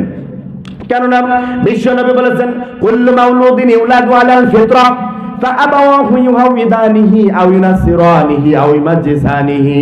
বিশ্বনবী বলেছেন, মনোযোগ দিয়ে শোনেন, দুনিয়ার জমিনে যত মানুষ জন্মগ্রহণ করে সবাই মুসলমান হয়ে জন্মগ্রহণ করে। সুবহানাল্লাহ। তো আপনাদের মনে প্রশ্ন আসতে পারে না, হুজুর হিন্দুর ঘরে তো জন্মগ্রহণ করে, তাহলে তারা মুসলমান কেমনে? এই কথাই বিশ্বনবী বলেছেন, ফাআবাওয়াহু ইউহাউইদানিহি, তার মা বাবা তাকে ইহুদি বানিয়ে দেয়, আও ইউনাসসিরানিহি, তার মা বাবা তাকে অগ্নিপূজক বানিয়ে দেয়, খ্রিস্টান বানিয়ে দেয়, আও ইউমাজ্জিসানিহি, তার মা বাবা তাকে অগ্নিপূজকে রূপান্তরিত করে দেয়। মুসলমানের সন্তান, আমার সন্তান 2-3 বছর বয়স হয়েছে, আমি মসজিদে গেলে আমার সন্তান আমার পিছু পিছু মসজিদে যাবে নাকি যাবে না? অনুরূপভাবে একজন ইহুদির ঘরে সন্তান জন্মগ্রহণ করেছে, ইহুদি গির্জার দিকে যায়, তার সন্তান বাবাকে অনুসরণ করে নাকি করে না? অনুরূপভাবে খ্রিস্টান অগ্নি পূজক, তাদের সন্তানেরা প্যাগোডা মন্দির গির্জার দিকে যায় নাকি যায় না? এই জন্য 7 বছর অর্থাৎ বাচ্চাদের তাদের উপরে শরীয়তের তাকাল্লুফাত দায়ভার আসার আগ পর্যন্ত তারা মুসলমান থাকে, তারা যদি মারা যায় জান্নাতে যাবে, সুবহানাল্লাহ। কিন্তু শরীয়তের দায়ভার যেই বয়স পর্যন্ত তাদের থেকে বর্তায়, ওই বয়সের পরে গিয়ে বাবা মাকে অনুসরণ করার কারণে কেউ হিন্দু হয়ে যায়, কেউ ইহুদি হয়ে যায়, কেউ খ্রিস্টান হয়ে যায়, কেউ অগ্নিপূজক হয়ে যায়। এই জন্য সে যে ইহুদি খ্রিস্টান অগ্নিপূজক গুনাহগার হচ্ছে, এর জন্য তার মা বাবা দায়ী, বলেছেন বিশ্বনবী সাল্লাল্লাহু আলাইহি ওয়াসাল্লাম। ঠিক আছে কিনা হুজুর? বিশ্বনবী এটা বলেছেন। এই জন্য আমার আপনার সন্তান, আমরা মুসলমান হয়ে আমাদের সন্তান যদি বেধর্মীদের কৃষ্টি কালচার অনুসরণ করে, নামাজ না পড়ে, রোজা না রাখে, ইসলামী অনুশাসন মেনে না চলে, আমি আপনি দায়ী হব নাকি হব না? হবে না? দায়ী হতে হবে। এই জন্য বি কেয়ারফুল, সন্তানদেরকে সঠিক পথে আনেন, গাইডলাইন দেন, নামাজ শিক্ষা দিতে হবে, রোজা শিক্ষা দিতে হবে, কোরআন শিক্ষা দিতে হবে, পারবো ইনশাআল্লাহ? ভাইরা আমার, বাবাজিরা আমার, 4 নম্বর পয়েন্টের দিকে চলে যাচ্ছি। রাজুলান তাহাব্বা ফিল্লাহ ইজতামা আলাইহি ওয়া তাফাররাকা আলাইহি, ওই 2 যুবক যারা একজন আরেকজনের সঙ্গে মিলিত হয়, একজন আরেকজনকে ভালোবাসে আল্লাহর জন্য, তারা যখন দেখা সাক্ষাৎ করে আল্লাহর জন্য, আবার যখন পৃথক হয়ে যায় সেটাও হয় একজনের জন্য। তিনি কে? এরকম আছে না? আমরা 2 ভাই সাক্ষাৎ হয়েছে আল্লাহর জন্য, আল্লাহর উদ্দেশ্যে, দুনিয়াবি কোনো স্বার্থে না। এরকম যারা মুসলমানরা ইসলামে আন্দোলন করতে চায়, ইসলামের আলোকে দেশ করতে চায়, সমাজকে ভালোর দিকে নিয়ে যেতে চায়, পরিবর্তন করতে চায়, তারা যখন মিলিত হয় একজনের সন্তুষ্টির জন্য হতে হবে। তিনি কে? দুনিয়াবি কোনো স্বার্থের জন্য হতে পারবে না, আল্লাহর সন্তুষ্টির জন্য তারা মিলিত হবে, আল্লাহর জন্য পৃথক হবে আল্লাহর জন্য। পারবে ইনশাআল্লাহ? এই জন্য বন্ধু বানাতে হবে এমন মানুষকে যাকে দেখলে স্মরণ হবে একজনের কথা। তিনি কে? আল্লাহ। কিন্তু আমরা অনেকে বন্ধুত্ব বানাই এক বিড়িখোর আর এক বিড়িখোরকে, ঠিক কিনা? আছে না নাই? এবার বন্ধুর পাশে গিয়ে বলে, বন্ধু আগে একটা বিড়ি দে, টান দে, নয় মাথা ঠিক থাকতেছে না, ঠিক কিনা? আছে না নাই? এটা করা যাবে না। যেই জিনিস শরীরের জন্য ক্ষতিকর এটা না জায়েজ, ঠিক কিনা? এই জন্য শরীরের ক্ষতিকর কোনো কিছু ভক্ষণ করা যাবে না। আল্লাহ হেফাজত করেন, সকলে বলে আমিন। ভাইরা আমার, বাবাজিরা আমার, এবার 5 নাম্বার পয়েন্টে চলে যাচ্ছি, ভালো করে মনে রাখবেন। আর রাজুলুন দাআত ইমরাআতুন যাত মানসুবিন ওয়া জামালিন ফাকালা ইন্নী আখাফুল্লাহ, ওই যুবক যাকে সুন্দরী কোন নারী রমণী খারাপ কাজের জন্য আহ্বান করে, আর ওই যুবক বলে ইন্নী আখাফুল্লাহ, আমি ভয় করি একজনকে। তিনি কে? আল্লাহ। আল্লাহকে ভয় করার দরকার আছে না নাই?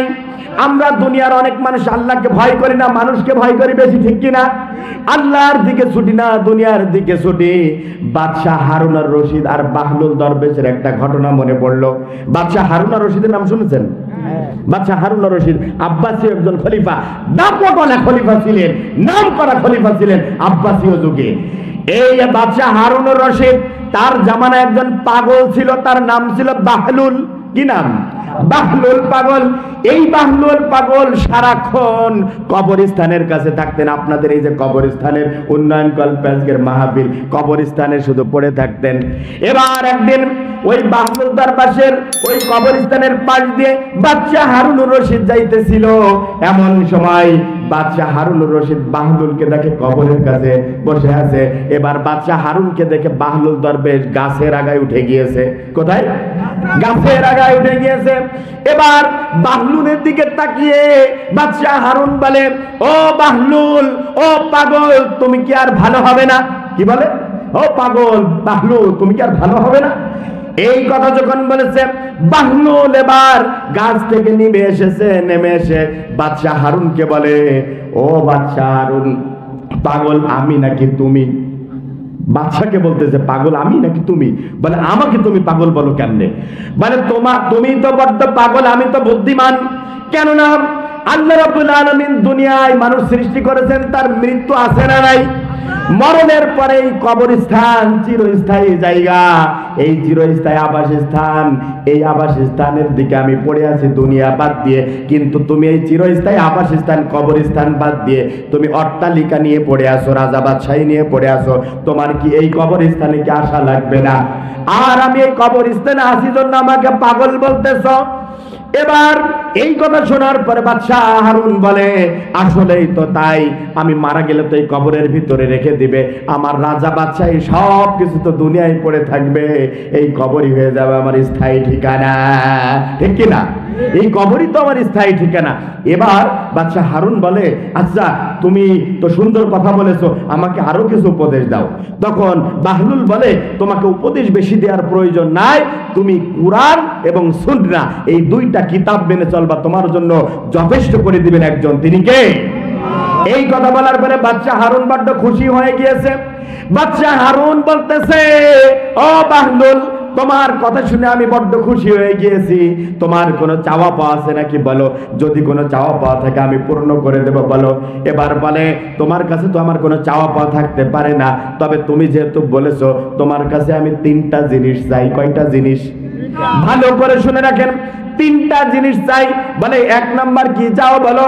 বলে, সর্বপ্রথম আজরাইল নামক ফেরেশতা যখন আসবে তখন আমার যেন মৃত্যু না হয়, আমার হায়াতকে তুমি বৃদ্ধি করে দাও। এটা কি সম্ভব? বাদশা হারুন বলেন, লা আস্তাতি লা আকওয়া, আমার কোনো শক্তি নেই, আমার কোনো সামর্থ্য নাই। এবার বলে, দুই নাম্বার কি চাও? বলে, এবার বলে, জীবন যেহেতু বাড়িয়ে দিতে পারবে না, আজরাইল নামক ফেরেশতা যেদিন জান কবজ করার জন্য আমার সামনে চলে আসবে, আজরাইল নামক ফেরেশতাকে তুমি ব্যারিকেড দিয়ে দিবে, আমার জান যেন কবজ না করতে পারে। বাহলুল দরবেশ বলল, এটাও যেহেতু পারলে না। হারুন বলল, লা আস্তাতি লা আকওয়া, আমার কোনো শক্তি নেই, আমার কোনো সামর্থ্য নেই। বাহলুল দরবেশ বলল, তাহলে তিন নাম্বার জিনিস তোমার কাছে চাই। বলে, কি চাও? বলে, দুনিয়ার জীবন শেষ হয়ে যাওয়ার পরে পরকালে দুইটা জায়গা আমাদের জন্য চিরস্থায়ী, জান্নাত এবং জাহান্নাম। তুমি আমাকে জাহান্নাম থেকে বাঁচিয়ে জান্নাতে দিয়ে দিবে। আচ্ছা বলেন তো, ওই হারুন আর রশিদের এই ক্ষমতা আছে নাকি? হারুন আর রশিদ বলল, লা আস্তাতি লা আকওয়া, আমার শক্তি নেই, আমার সামর্থ্য নেই। এই কথা যখন বলেছে, বাহলুল দরবেশ বলে, তোমার যদি শক্তি সামর্থ্য না থাকে তাহলে শোনো, তুমি দুনিয়ায় কিছু দেওয়ার ক্ষমতা তুমি রাখো না, আমাকে যিনি দিতে পারেন তার কাছে আমি সব চাইবো। সুবহানাল্লাহ। তাহলে এই যে কবরস্থান, কবরস্থানের উন্নতি কল্পে আজকের এই মাহফিল, কবরস্থান আমাদের স্থায়ী বাসস্থান, স্থায়ী জায়গা। এই জায়গার উন্নয়ন করার দরকার আছে না নাই? আছে না? এই জায়গার উন্নয়ন করতে হবে, এই জায়গার জন্য সঞ্চয় করে যেতে হবে। পারবো তো ইনশাআল্লাহ? এই উন্নয়নের জন্য অনেকে কালেকশন করা হয়েছে। আবারও আমি এখন যদি নাও বলি, আপনারা নিজ উদ্যোগে কমিটির কাছে টাকা দিয়ে, পয়সা দিয়ে, সম্পদ দিবেন নিজের স্থায়ী জায়গাটা একটু ভালো করে সাজানোর জন্য। পারবেন তো ইনশাআল্লাহ? বাইরে আমার বাবাজিরা, আমার গভীর মনোযোগ দিয়ে শুনি। যেই কথা বলছিলাম, বিশ্বনবী সাল্লাল্লাহু আলাইহি ওয়াসাল্লাম বলেছেন, যদি কোনো সুন্দরী মহিলা খারাপ কাজের দিকে তোমাকে আহ্বান করে, তখন তুমি তার আহ্বানে সাড়া না দিয়ে বরং তুমি বলবে, ইন্নী আখাফুল্লাহ, আমি ভয় করি একজনকে। তিনি কে? আল্লাহকে ভয় করি। বনি ইসরাইলের জামানার একটা হাদিস মনে পড়ে গেল। বনি ইসরাইলের জামানায় তিনজন যুবক মরুভূমির ভিতর দিয়ে হাঁটতেছিল। বিশ্বনবী বলেন ওই তিনজন যুবক যখন দেখে প্রচন্ড বেগে ঝড় বৃষ্টি শুরু হয়ে গেছে, ঝড় বৃষ্টির ভিতরে ওই তিনজন যুবক পাহাড়ের গুহার ভিতরে চলে গেল। প্রচন্ড বেগে ঝড় বৃষ্টি আসার কারণে পাহাড়ের গুহার মুখের ভিতরে 3টা পাথর পড়ে গেল। এবার তারা বিপদে পড়ে গেল। তাদের ভিতরে পরামর্শ করতেছে আমাদের কার কি ভালো আমল আছে, সেই আমলের ওসিলাতে আল্লাহর কাছে আমরা চলো এই বিপদ থেকে মুক্ত হওয়ার জন্য আল্লাহর কাছে বলি। একজন যুবক তাদের ভিতরে বলেছিল আমার মা ছিল বৃদ্ধা মহিলা, আমার একটা গাভী ছিল, আমি ওই মাঠে চড়াইতে নিয়ে যাইতাম, বাড়ি ফিরে আসতাম সূর্য ডোবার আগে, দুধ দহন করে সর্বপ্রথম আমি আমার মাকে পান করাইতাম, তারপরে আমি আমার সন্তানদের পান করাইতাম। একদিন আমার বাড়ি ফিরতে দেরি হয়ে গেল, আমি এসে দেখি আমার মা ঘুমিয়ে পড়েছে। আমি আমার মাকে দুধ পান করানোর আগে সন্তানদের দুধ পান করানো পছন্দ করি নাই। আচ্ছা বলেন তো এমন ভালো সন্তান দুনিয়ায় আছে না নাই? আছে না? আবার এমন অনেক সন্তান আছে সুন্দরী বউ পাইয়া মা বাবাকে ভুলে যায়, আছে না নাই? আপনাদের এলাকায় নাই, আমাদের নড়াইলে আছে, আছে না নাই? বিশ্বনবীর কাছে একজন সাহাবী এসেছে, ইয়া রাসূলুল্লাহ আমার বাবা শুধু সম্পদ চাই, টাকা চাই, পয়সা চাই। বিশ্বনবী বলে তুমি কি তোমার বাবার বিরুদ্ধে নালিশ নিয়ে এসেছো?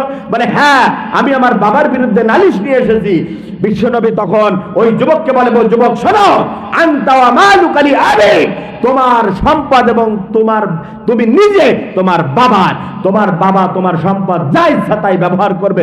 এমনকি তোমাকে যদি বলে সারা রাত এখানে দাঁড়িয়ে থাকবা, তুমি দাঁড়িয়ে থাকতে বাধ্য, ঠিক কিনা?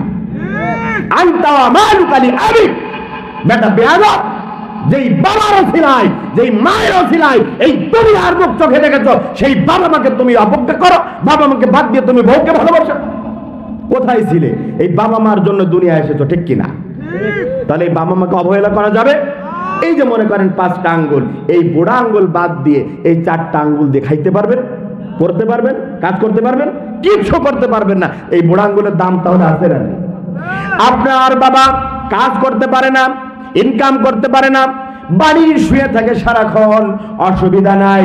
আপনার এই বাবার কারণে আপনার রিজিক জারি রেখেছেন একজন, তিনি কে? এই বুড়াদের কারণে আপনার সম্পদ যা ইনকাম করতেছেন তাদের ওসিলায়, ঠিক কিনা? একজন সচিব, বাংলাদেশের একজন সচিব ছিলেন আব্দুল হান্নান, মারা গিয়েছে। তো তিনি বলতেছেন যে আমার মায়ের জন্য প্রতি মাসে 10,000 টাকার ঔষধ লাগে, তো আমি 40,000 টাকা বেতন পাই, 10,000 টাকা ঔষধ, তো আমার মা মারা গিয়েছে, এই 10,000 টাকা বাড়তি থাকার কথা, ঠিক কিনা? কিন্তু আমার মা মারা গিয়েছে, এই 10,000 টাকা আর আমার কাছে থাকে না। তাহলে আমরা স্পষ্টভাবে বলতেই পারি আর রিজকু মাকসুমুন, যার রিজিক তার কাছে প্রাপ্য, আল্লাহ তাকে দিবেই দিবে। এই জন্য মা বাবার ওসিলা করে আমরা দুনিয়ায় খাইতে পড়তে পারি, ঠিক কিনা? এই জন্য মা বাবাকে অবজ্ঞা করা যাবে না, মা বাবাকে ভালোবাসতে হবে। বিশ্বনবী বলেছেন হুমা জান্নাতুকা ওয়া নারু, বিশ্বনবী বলেছেন মা বাবা তোমার জন্য জান্নাত অথবা জাহান্নাম হয়ে যাবে, ঠিক কিনা? মা বাবার খেদমত করার দরকার আছে না নাই? আর কেউ মা বাবাকে অবজ্ঞা করবেন না। যারা অন্যায় করেছেন, মা বাবাকে ঝাড়ি দিয়েছেন, মা বাবার সাথে কঠোর ব্যবহার করেছেন, এটা করবেন না। আল্লাহ রাব্বুল আলামিন বলেন ওয়াকাদা রাব্বুকা আল্লা তা'বুদু ইল্লা ইয়্যাহু ওয়া বিল ওয়ালিদাইনি ইহসানা। আল্লাহু আকবার। আল্লাহ বলেছে আল্লাহ তোমাদেরকে নির্দেশ দিচ্ছেন আল্লাহর ইবাদত করবে, ওয়া বিল ওয়ালিদাইনি ইহসানা, আর পিতামাতার সাথে ইহসান করবে, সদাচরণ করবে, তাদেরকে ভালোবাসবে, ঠিক কিনা? এইখানে মুফাসসিরিন কিরাম ব্যাখ্যা করেছেন আল ওয়ালিদান অর্থ বাবা মা, আল আবাওয়ান অর্থ বাবা মা। হুজুর ঠিক আছে কিনা? আল ওয়ালিদান অর্থ বাবা মা, যেমন ইংরেজিতে আপনার ফাদার মানে বাবা, মাদার মানে মা, ঠিক কিনা? এই দুইটাকে একত্রে বলা হয়, একটা ইংরেজি আছে প্যারেন্টস। প্যারেন্টস মানে কি যুবক ভাইরা বলেন? বাবা মা। তো অনুরূপ ভাবে আরবিতে আবুন মানে বাবা আর উম্মুন মানে মা, আর দুইটা একসাথে বলা হয় আল আবাওয়ান মানে বাবা মা। তো এটার সিমিলার সমার্থবোধক শব্দ আল ওয়ালিদান। তাহলে আল্লাহ রাব্বুল আলামিন কোরআনের ভিতরে আবাওয়ান বলেছেন না ওয়ালিদান বলেছেন? বলেন, ওয়াজকে ভালো করে শিখে যেতে হবে। আবাওয়ান না ওয়ালিদান বলেছেন? ওয়াবিল ওয়ালিদাইনি ইহসানা, ওয়ালিদান বলেছেন, ঠিক কিনা? আবাওয়ান না বলে ওয়ালিদান কেন বলেছেন? মুফাসসিরিন কিরাম ব্যাখ্যা করেছেন ওয়ালিদান শব্দ এসেছে ওয়ালাদুন থেকে। ওয়ালাদুন শব্দের অর্থ জন্ম দেওয়া, জন্ম জন্ম সংক্রান্ত আলোচনা করা। আল্লাহ রাব্বুল আলামিন বোঝাতে চেয়েছে, ও দুনিয়ার সন্তানেরা, ও আমার বান্দারা, শোনো, তোমার বাবা মা যদি তোমার পিছনে অর্থ সম্পদ ব্যয় না করে, তোমাকে যদি ভালো না বাসে, তোমাকে যদি কিছু না দেয়, তারপর অসুবিধা নেই। তোমার মা বাবা তোমাকে দুনিয়ায় জন্ম দিয়েছে, এই জন্য বাবা মার খেদমত করতে তোমরা বাধ্য, ঠিক কিনা? শুধু জন্ম দিয়েছে এই জন্য বাবা মার খেদমত করতে হবে, কথা শুনতে হবে, কাজ করতে হবে। পারা যাবে ইনশাআল্লাহ? খবরদার, এই মা বাবার বিরুদ্ধে যাওয়া যাবে না, দুনিয়া শেষ হয়ে যাবে, সারখার হয়ে যাবে।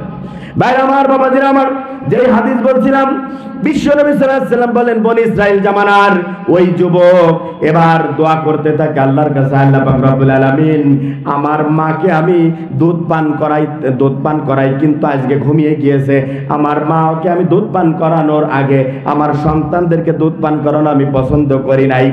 সারা রাত মায়ের পাশে দাঁড়িয়ে, এবার মা যখন সকালবেলা ঘুম থেকে জাগ্রত হয়েছে, মাকে দুধ পান করানোর পরে সন্তানদেরকে দুধ পান করিয়েছে, আল্লাহকে বলে, আল্লাহ পাক রব্বুল আলামিন, এই কাজ যদি শুধুমাত্র আপনার সন্তুষ্টির জন্য হয়ে থাকে, আপনি আমাদের এই পাথরগুলি সরিয়ে দিন। সুবহানাল্লাহ, এই পাথরটা তাহলে সরিয়ে দিন। হাদিসের ভিতরে এসেছে একটা পাথর সরে গিয়েছে, সূর্যের কিছু আলো ওই গুহার ভিতরে ঢুকেছে। সুবহানাল্লাহ। 2 নাম্বারটা বলবো, এই যে এই হাদিসের সাথে মিল আছে। কোন ব্যক্তি যদি সুন্দরী মহিলা খারাপ কাজের দিকে আহ্বান করে, বলতে হবে ইন্নী আখাফুল্লাহ, আমি আল্লাহকে ভয় করি।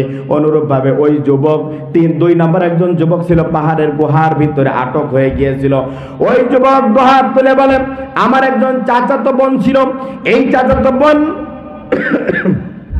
তাকে আমি এত বেশি ভালোবাসি, স্বামী যেমনি ভাবে স্ত্রীকে ভালোবাসে তার চাইতে বেশি আমি ভালোবাসি, স্বামী যেমনি ভাবে স্ত্রীকে ভালোবাসে তার চাইতে আমি আমার চাচাতো বোনকে বেশি ভালোবাসি। এবার চাচাতো বোনের কাছে গেল, চাচাতো বোনের কাছে গিয়ে বলে, ও চাচাতো বোন, তোমাকে আমি অনেক বেশি ভালোবাসি, তোমার সঙ্গে আমি শারীরিক সম্পর্ক করতে চাই, খারাপ কাজ করতে চাই। চাচাতো বোন বলল, ঠিক আছে, আমি তোমার শর্তে রাজি, তবে 100টি দিরহাম নিয়ে আসবে। কয়টা দিরহাম?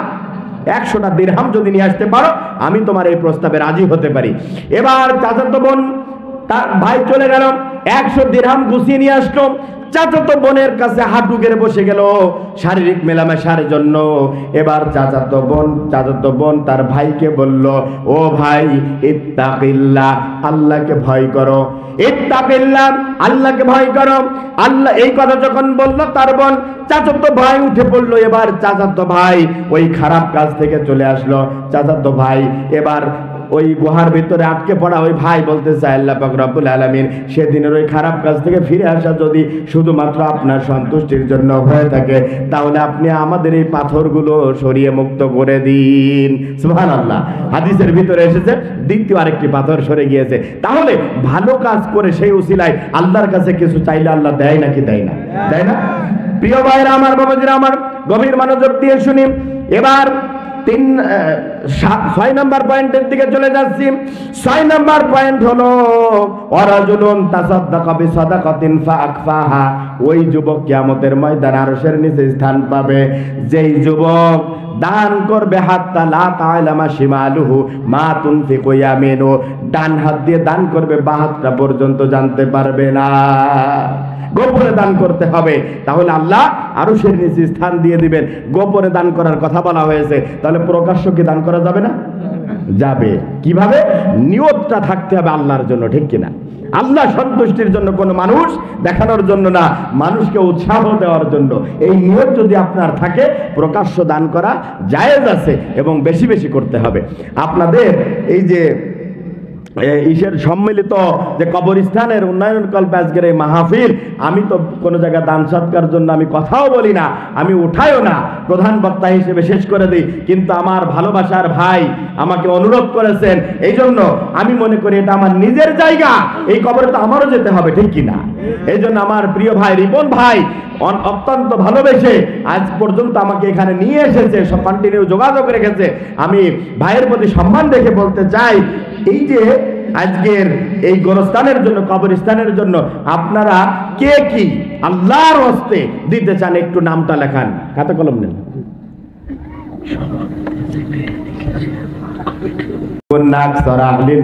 কেননা আমি তোমাদেরকে জাহান্নামের ভিতরে বেশি দেখেছি। ভালো করে শোনেন, বিশ্বনবী বলতেছেন, এক ভাই 500 টাকা দিয়েছেন, সকলে বলে মারহাবা, আল্লাহ কবুল করুন, সকলে বলে আমিন। এবার ভালো করে শোনেন, মা বোনের আপনারা মনোযোগ দিয়ে শোনেন, আপনারাও শুনে মা বোনদের বলবেন। বিশ্বনবী হাদিসের ভিতরে বলতেছে, ইয়া মাশারান নিসাই তাসাদদাকনা, ও মহিলারা তোমরা বেশি দান সদকা করো। কেন দান সদকা করার কথা বলতেছে? ফাইন্নি উরিতুকুন্না আকসারা আহলিন নার, আমি যখন মেরাজে গিয়েছি, নবী বলতেছে, আমি যখন মেরাজে গিয়ে জান্নাত জাহান্নাম ঘুরে ঘুরে দেখতেছি, তখন দেখি পুরুষদের চাইতে মহিলারা জাহান্নামে বেশি। কারা জাহান্নামে বেশি? মহিলারা। এই জন্য দান সদকা করলে জাহান্নাম থেকে নিয়ে জান্নাতে দিয়ে দিবেন একজন, তিনি কে? বিশ্বনবীকে। আবার মহিলারা বলল, ইয়া রাসূলুল্লাহ, কি কারণে আমরা বেশি জাহান্নামে যাব? বিশ্বনবী সাল্লাল্লাহু আলাইহি সাল্লাম বললেন, দুইটা কারণে তোমরা বেশি জাহান্নামে যাইবা। এক নাম্বার হলো তাকসিরনা লানা, তোমরা বেশি বেশি লানত দাও। কি করো? লানত দেয়।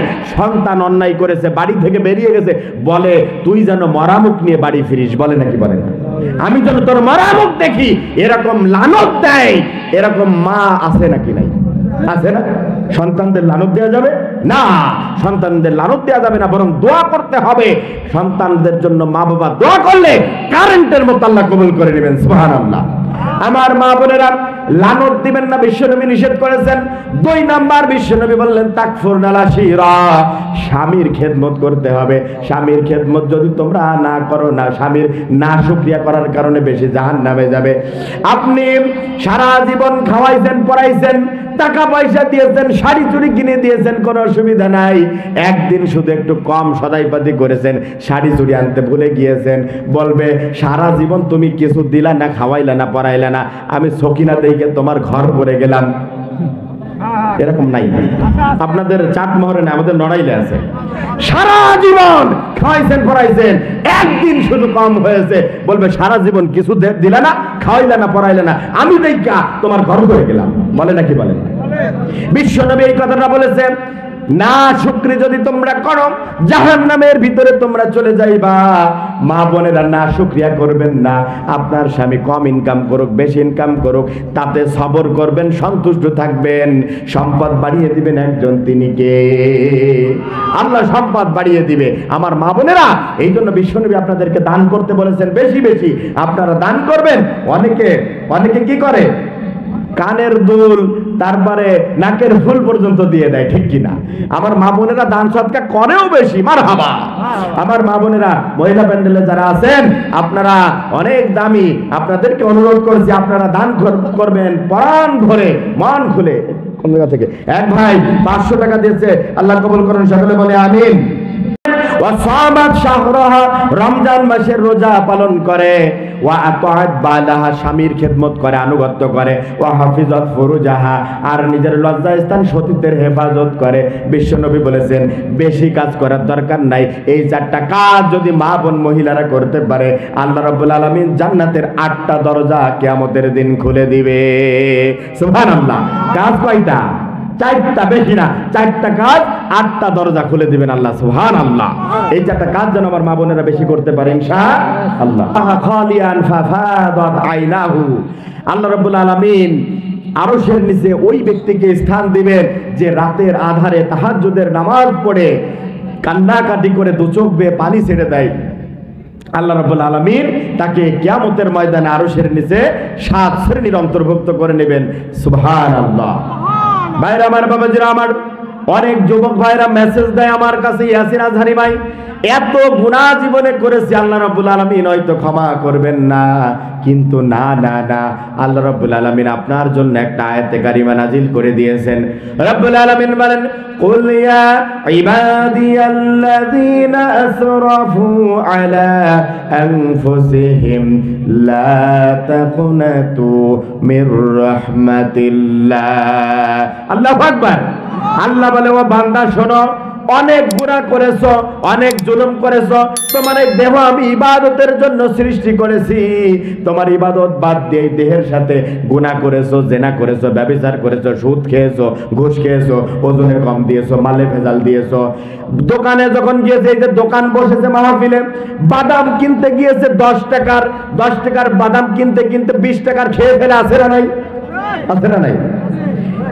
এরকম খেয়ে ফেলে। তারপরে চানাচুর কিনতে গেছে, 2-3 মুঠ আগেই খাওয়া হয়ে যায়, আছে না নাই? এগুলোর হিসাব আল্লাহর কাছে দেওয়া লাগবে না? বিনা অনুমতিতে, বিনা টাকায় এরকম যদি আত্মসাৎ করে কেউ খেয়ে ফেলে, আল্লাহর কাঠগড়ায় কিন্তু দাঁড়ানো হবে। এটা আপনারা জীবনে করবেন না। আর করবেন? করা যাবে না, এটা করবেন না। দোকানদারকে যে যতটুকু দিতে বলবেন, দাঁড়িয়ে থেকে ততটুকু মেপে নেবেন, আপনার অংশ থেকে আপনি খাবেন। ঠিক আছে ইনশাআল্লাহ? ভাইরা আমার, বাবাজিরা আমার, এই জন্য আল্লাহ রাব্বুল আলামিন বলেন, যত গুনাহ করেছো না কেন, এই শরীরের সাথে তোমরা সীমা লঙ্ঘন করেছো না কেন, লা তাকনাতু মির রাহমাতিল্লাহ, আমি আল্লাহর রহমত অনেক বেশি, আল্লাহর রহমত থেকে তুমি নিরাশ হয়ে যেও না। ইন্নাল্লাহা ইয়াগফিরুয যুনুবা জামিআ, তুমি যদি শুধু আমার কাছে দুহাত তুলে দোয়া করো, আমি তোমার জীবনের সব গুনাহগুলি মাফ করে দিব। সুবহানাল্লাহ। তাহলে আমরা কি আল্লাহর কাছে একটু তওবা করব তো ইনশাআল্লাহ?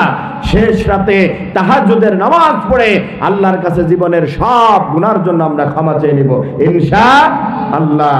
এবার আমার যুবক ভাইদের বিবাহের দোয়া বাকি আছে, ঠিক কি না? নাকি আগামী বছর বলি? আরেক বছর ওয়েট করেন নাকি? না বিয়ে দ্রুত এই শীতেই করা লাগবে? এই শীতেই করা লাগবে? যাই হোক, আমিরুল ভাই রসুন 10 কেজি। আগে এটা মুখস্থ থাকতে পারে বা জানা থাকতে পারে, মাদ্রাসায় যারা পড়েননি তাদের জন্য। আমি যে 7টা পয়েন্ট বলেছি, এটা বলবেন না, শুধু হাত তুলবেন, আমি জিজ্ঞাসা করলে বলবেন। এই যে 7 শ্রেণীর মানুষকে আল্লাহ রাব্বুল আলামিন আরশের নিচে স্থান দিবেন, এই 7 শ্রেণী কারা বাংলায় বলতে পারবেন? একটু হাত তোলেন। আপনি হাত তুলেছেন, আগে বলেন 7 শ্রেণী কারা বলেন। আমি যে 7টা বলেছি। ন্যায়পরায়ণ শাসক, একটু দাঁড়িয়ে বলেন। ওয়াজ আছে না গেছে একটু দেখে নেই, ঠিক কিনা? ন্যায়পরায়ণ শাসক, জি। 1 নাম্বার ন্যায়পরায়ণ বাদশা, 2 নাম্বার দান সৎকা করা। যদিও একটু উল্টো পাল্টা হচ্ছে, তো দান সৎকা করা কিভাবে? ডান হাত দিয়ে দান করলে বা হাত জানতে পারবে না। আচ্ছা, তারপর 3 নাম্বার পিতা মাতার খেদমত করা আছে নাকি হুজুরের মধ্যে? খেদমত তো করতেই হবে, কিন্তু এই 7 পয়েন্টের মধ্যে আছে নাকি? এই 7 পয়েন্টের ভিতরে নেই। বলেন, আরেকটু ভালো করে বলেন। 3 নাম্বার এসে ভালো কেউ বলতে পারবেন? কে বলেন? বলেন। জি, 1 নাম্বার ন্যায়পরায়ণ বাদশা। 2 নাম্বার যার সাথে মসজিদের সাথে সংযুক্ত থাকে অন্তর। সমস্যা নেই, বলেন। 3 নাম্বার শেষ সাথে আল্লাহর কাছে কান্নাকাটি করা। 4 নাম্বার হচ্ছে যুবককালের ইবাদত। বই কয়েক পৃষ্ঠা আপনি ভাগ নেবেন নাকি? যুবক বয়সে আল্লাহর ইবাদত করা। যাই হোক, 4টা। আর 5 নাম্বার বলেন বলেন, ভয় পাওয়ার দরকার নেই, বলেন।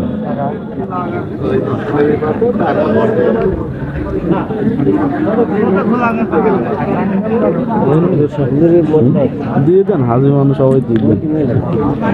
আচ্ছা, আমি এটা করেছি কি কারণে জানেন? আমি একটু জাস্টিফাই করতে চাই যে ওয়াজ কি আছে না গেছে। ওয়াজ কি বাড়ি নিয়ে যাওয়ার দরকার আছে না নাই? আমার ভাইরা বাবাজিরা, বাড়ি নিয়ে যাওয়ার দরকার আছে না নাই? শুনতে হবে, বুঝতে হবে, মানতে হবে এবং আমলও করতে হবে। তা আমি যদি মুখস্থ না থাকে, মনে না থাকে, কি কি কাজ আমি করব কিভাবে বলেন? মনে আছে কইবার লাগলে বাইরে যায় না।